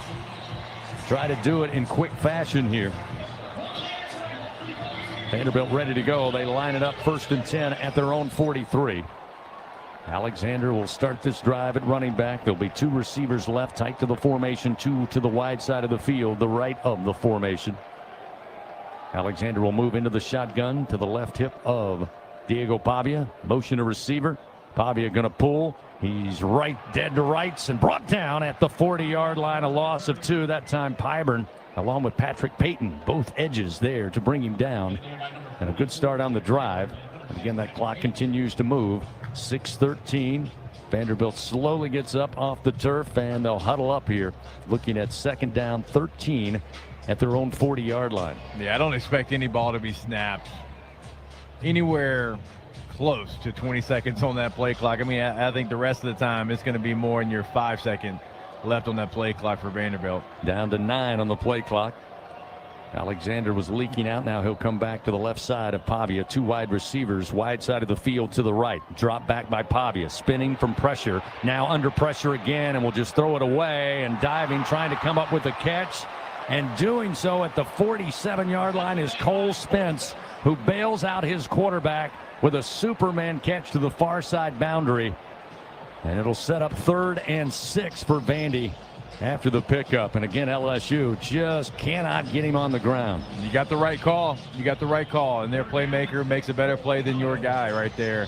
Does a nice job of keeping contained on the rush there, but you got to find a way to get him on the ground there. Certainly can't allow him to have a positive play like that. Woodland had him in his grasp but couldn't pull away. 3rd down and 6 now for the Commodores at their own 47-yard line. Empty backfield for Pavia. 3 wide to the left, 2 to the right. Looking left, now back across the center. He'll air it out. Near side has a man open, and he can't hold on inside the 20. Hit him in the hands, and he dropped it at the 17-yard line near side. That was Trey Richardson. Had a little separation. Maybe took the ball a little too long to get there, but he just didn't follow it in. And that will bring the punt unit on for Vanderbilt. So back-to-back stops for this LSU defense. We'll get the ball back to him with about 4:35. There's 4:48 on the clock. Depending on the return, as Harbor out for his 2nd time to punt it away. It'll be Xavion Thomas now down inside the LSU 10. Harbor puts it in the air, skies a spiraling punt. Thomas will get out of the way, takes a bounce at the 2 and into the end zone for a touchback after a 53-yard punt. It will be first down and 10 at the 20. So LSU gets it back here with 4 minutes and 40 seconds remaining in the game, down 31-24 to Vanderbilt here on the road. Couple of one-loss teams in the SEC still trying to stay near the top. Timeout on the field. We'll return to Nashville in a moment on the LSU Sports Radio Network. Fans, need funds to help with your financial situation? Republic Finance is a proud partner of LSU Athletics and has served the SEC area since 1952. Check out our loan options to see how we may help you. Visit a local branch or get pre-qualified online at republicfinance.com/tigers. Not all consumers are eligible to apply online. Secured loans are available exclusively in branch and have collateral and insurance requirements. Standard loan terms, rates, and fees apply based on your state. All loans are subject to approval pursuant to standard underwriting criteria. Not all consumers will qualify. For more information, call 833-907-1737. Elevate your game day spirit with Sugarfield Spirits, the official vodka of LSU Athletics. When crafting the perfect mixed drink, our vodka is the winning choice that'll have your taste buds cheering for more. Sugarfield Spirits, where the spirit of the Tigers meets exceptional locally made vodka. See our winning lineup at sugarfieldspirits.com or visit us at our tasting room in Gonzales.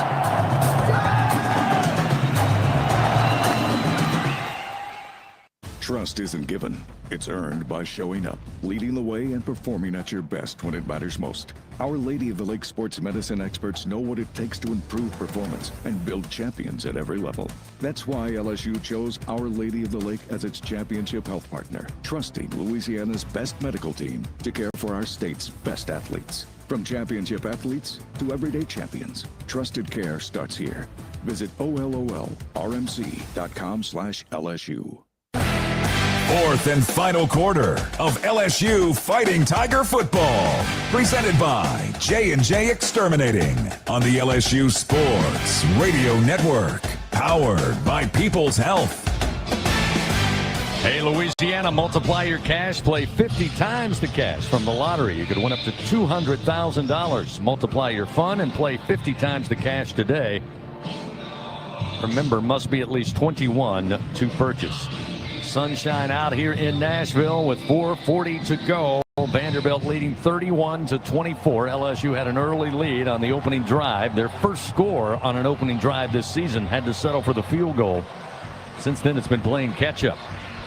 But the LSU defense with two critical stops here in the fourth quarter, giving the Tigers offense an opportunity here to tie this thing up at the very least. Looking at 1st and 10 after the punt into the end zone. They'll start at their own 20-yard line. Again, I think it's important to mention, if you're LSU, again, you got 4:40, you got some timeouts in the pocket. There's no reason to try to get too reckless here. Just run the offense.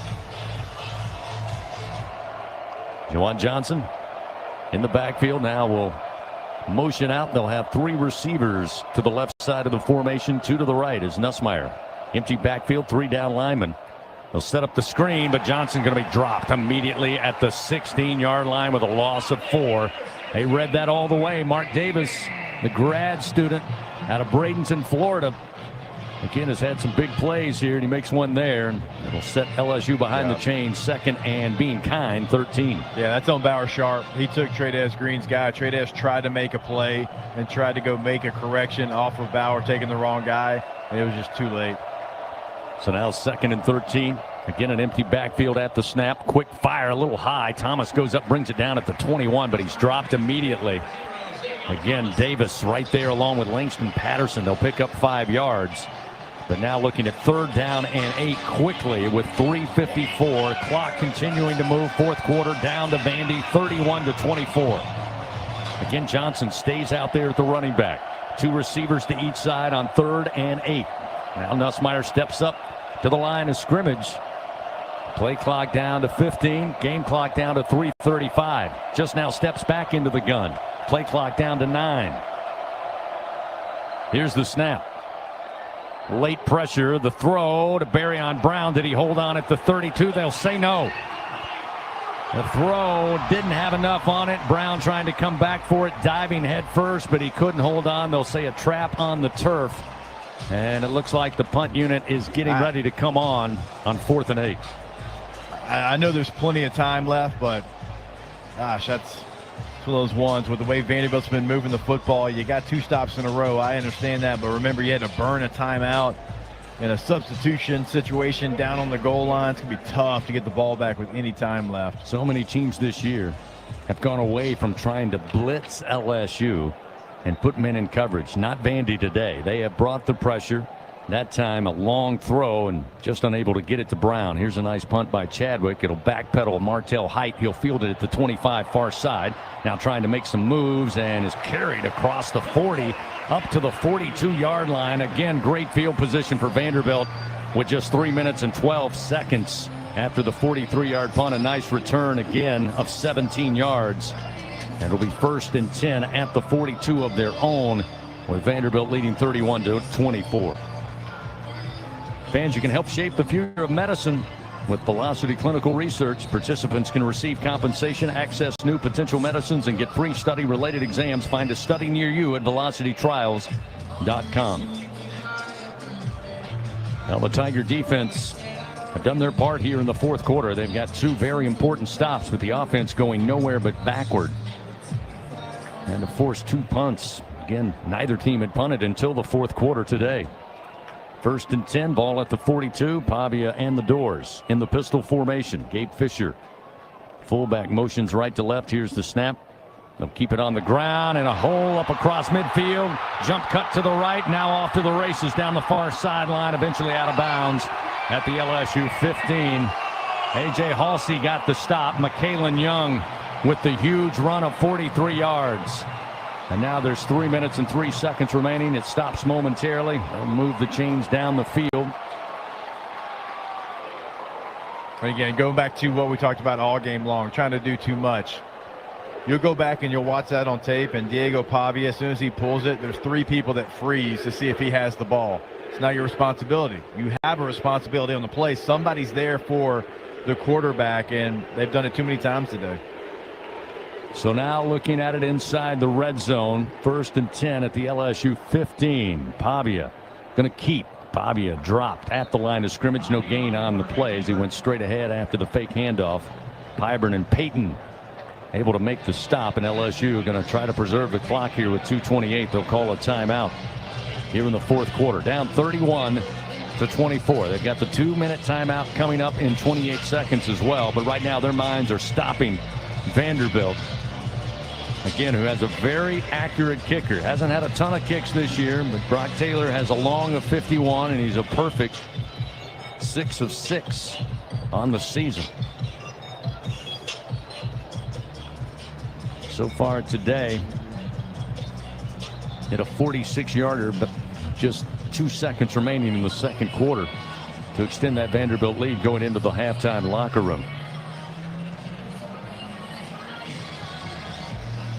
Yeah, you got to hope for some kind of a mistake by Vanderbilt here with 2 and some change left.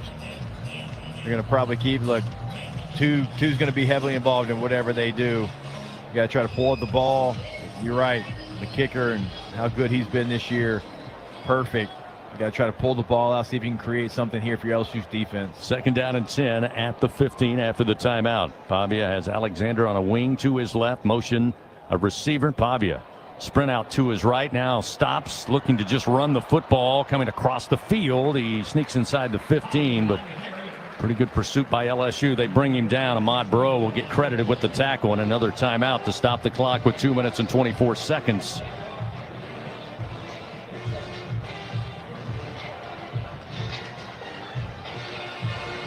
LSU right now just trying their best to maybe cause a mistake, a miscue. Vanderbilt hoping to probably, as you say, keep it on the ground, try to keep it middle of the field, well within the range of their field goal kicker, Brock Taylor. In the event they have to extend the lead here as time, the sand is flowing through the hourglass with just 2:26 remaining. Again, LSU burns their final timeout here in the 2nd half. Yeah, that's why even in the moment we knew burning that one early in the 2nd half was going to be costly, because you knew what kind of game this was. It had the feel of one that was certainly going to come down to a situation like we're in right now. But I think you got to do first and foremost is you got to hold them here, try to just at least force a field goal attempt. Pistol formation, 3rd down and 7 from the LSU 12. 3 receivers left, 1 to the right, and a single back to the right side of Pavia. Low snap but handle. Pavia up the middle to the 5, and he'll go down on purpose at the 2. Credited with the stop will be A.J. Halsey, but that was Pavia deciding he had enough. Go down, get that clock moving. We approach the 2-minute timeout here with the ball placed just outside the LSU 1. So we hit the 2-minute timeout. Vanderbilt leading 31-24. They're looking at first down, goal to goal at the LSU 1-yard line. Take our final timeout. Come back to Music City after this on the LSU Sports Radio Network. The Toyota Trucks Game Day sales event is on, and there's no one key to victory. You need strength, power, agility, a team that shows up ready to win. At Toyota Trucks, they bring the full roster. Kick off the season with big savings at the Toyota Trucks Game Day sales event. Toyota is a proud sponsor of LSU Athletics. Experience the drive of the Tiger in a Tundra or Tacoma, built to take you wherever the road leads. Find yours today. Toyota, let's go places. See packages and options at toyota.com for feature availability. Champions make plays on the field and in life. With LSU Online, you can keep your career moving, earn your degree, and still run your own game plan. Learn anytime from anywhere and take the next step toward your goal line. It's time to make your move, Tiger fans. Visit online.lsu.edu. LSU Online. Win where you are. Hey, Tiger fans 12 and younger, don't miss your chance to be a part of Mike's Kids Club. Presented by Shell, the exclusive kids club of LSU Athletics. Join Mike's Kids Club for only $25. Get the official Mike's Kids Club t-shirt, free admission to select LSU athletic events, and much, much more. To learn about upcoming events and to join, please visit LSUMKC.com. The Mike's Kids Club, presented by Shell. Back to fourth quarter action of Fighting Tiger football. Presented by J&J Exterminating on the LSU Sports Radio Network. Powered by People's Health. 2 minutes even remain in today's game. Vanderbilt with the upper hand, 31-24. They also happen to be knocking on the door. First down, goal to goal at the LSU 1. Fans join MMR, the largest privately owned open shop electrical and instrumentation contractor in the nation and a proud partner of LSU Athletics. Well, today, Vanderbilt 402 yards total offense, 160 of that through the air, but this one stands out, 242 yards rushing today for the Commodores. LSU with 325 total offense, 225 through the air, and right at the century mark, running the football with 100 yards. The Tigers 7 penalties, 53 yards, and they've been some costly ones. Vanderbilt, as we expected, plays pretty clean. 4 penalties, 35 yards. And while the time of possession has evened up slightly thanks to the LSU defense being able to get a couple of stops here in the second half, something they were unable to do outside of one time on a miscue by Pavia in the first half. It's 33 minutes, 21 seconds for the Commodores, 23 minutes, 27 seconds for your LSU Tigers. Yeah, look, defense giving you the ball back twice. I mean, we didn't know if it could happen. They did it, and they gave you an opportunity. And unfortunately, the offense that had been on schedule all day long got off schedule and wasn't able to really put anything together in those 2 drives. It's certainly going to be the story of the game.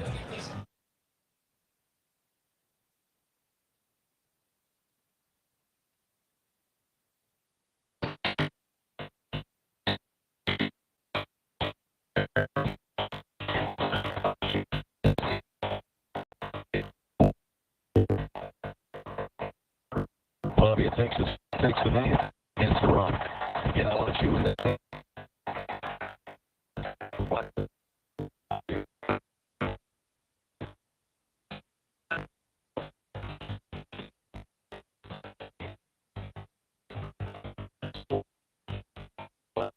Yeah.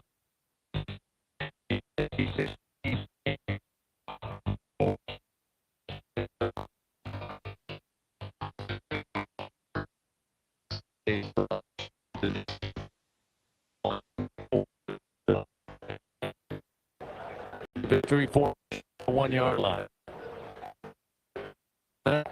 Takes the knee. Clock continues to roll with 1 minute and 12 seconds remaining. Vanderbilt, as we mentioned, matching up with LSU for the first time. Both teams ranked since 1947. They came in as a slight favorite for the first time in quite a while in Vanderbilt football history. And this will be the first win for the Commodores over LSU in 35 years. You got to go back to 1990. LSU had won 10 straight coming into this matchup.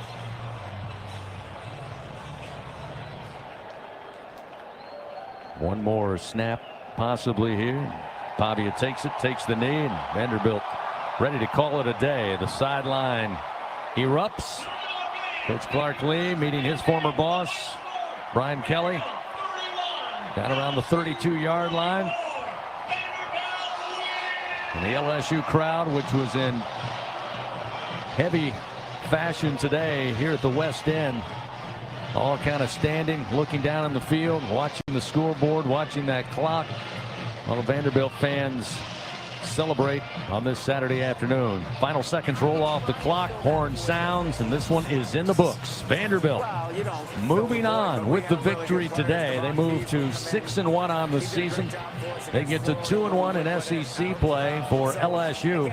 They fall to 5-2 on the season, and now at 500 at 2-2 in SEC action. All over with here in Nashville. Vanderbilt gets the win by a final score of 31-24. Coming up, Fighting Tiger post-game report continues on the LSU Sports Radio Network. In 1998, Shell was one of the founders of Volunteer Ascension, and today, this partnership is stronger than ever. I think he's poised to have a really big day today. Yeah, I hope he does. Coming off your best performance in the run game all season against South Carolina, how do you keep that going today? Well, if they would just put 5 in the box every time, it'd be easy, right? We've got to pick our spots. Look, we're still predicated. Doesn't sound good, but Washington was the most dangerous place in this country, and now, you know what? It's probably the safest place in our country. Everyone's starting to come here. The restaurants now you can't get in. Many of them closed because they couldn't open with crime. Everybody before me is happy what I'm doing. Most of you won't say that because you're radical left.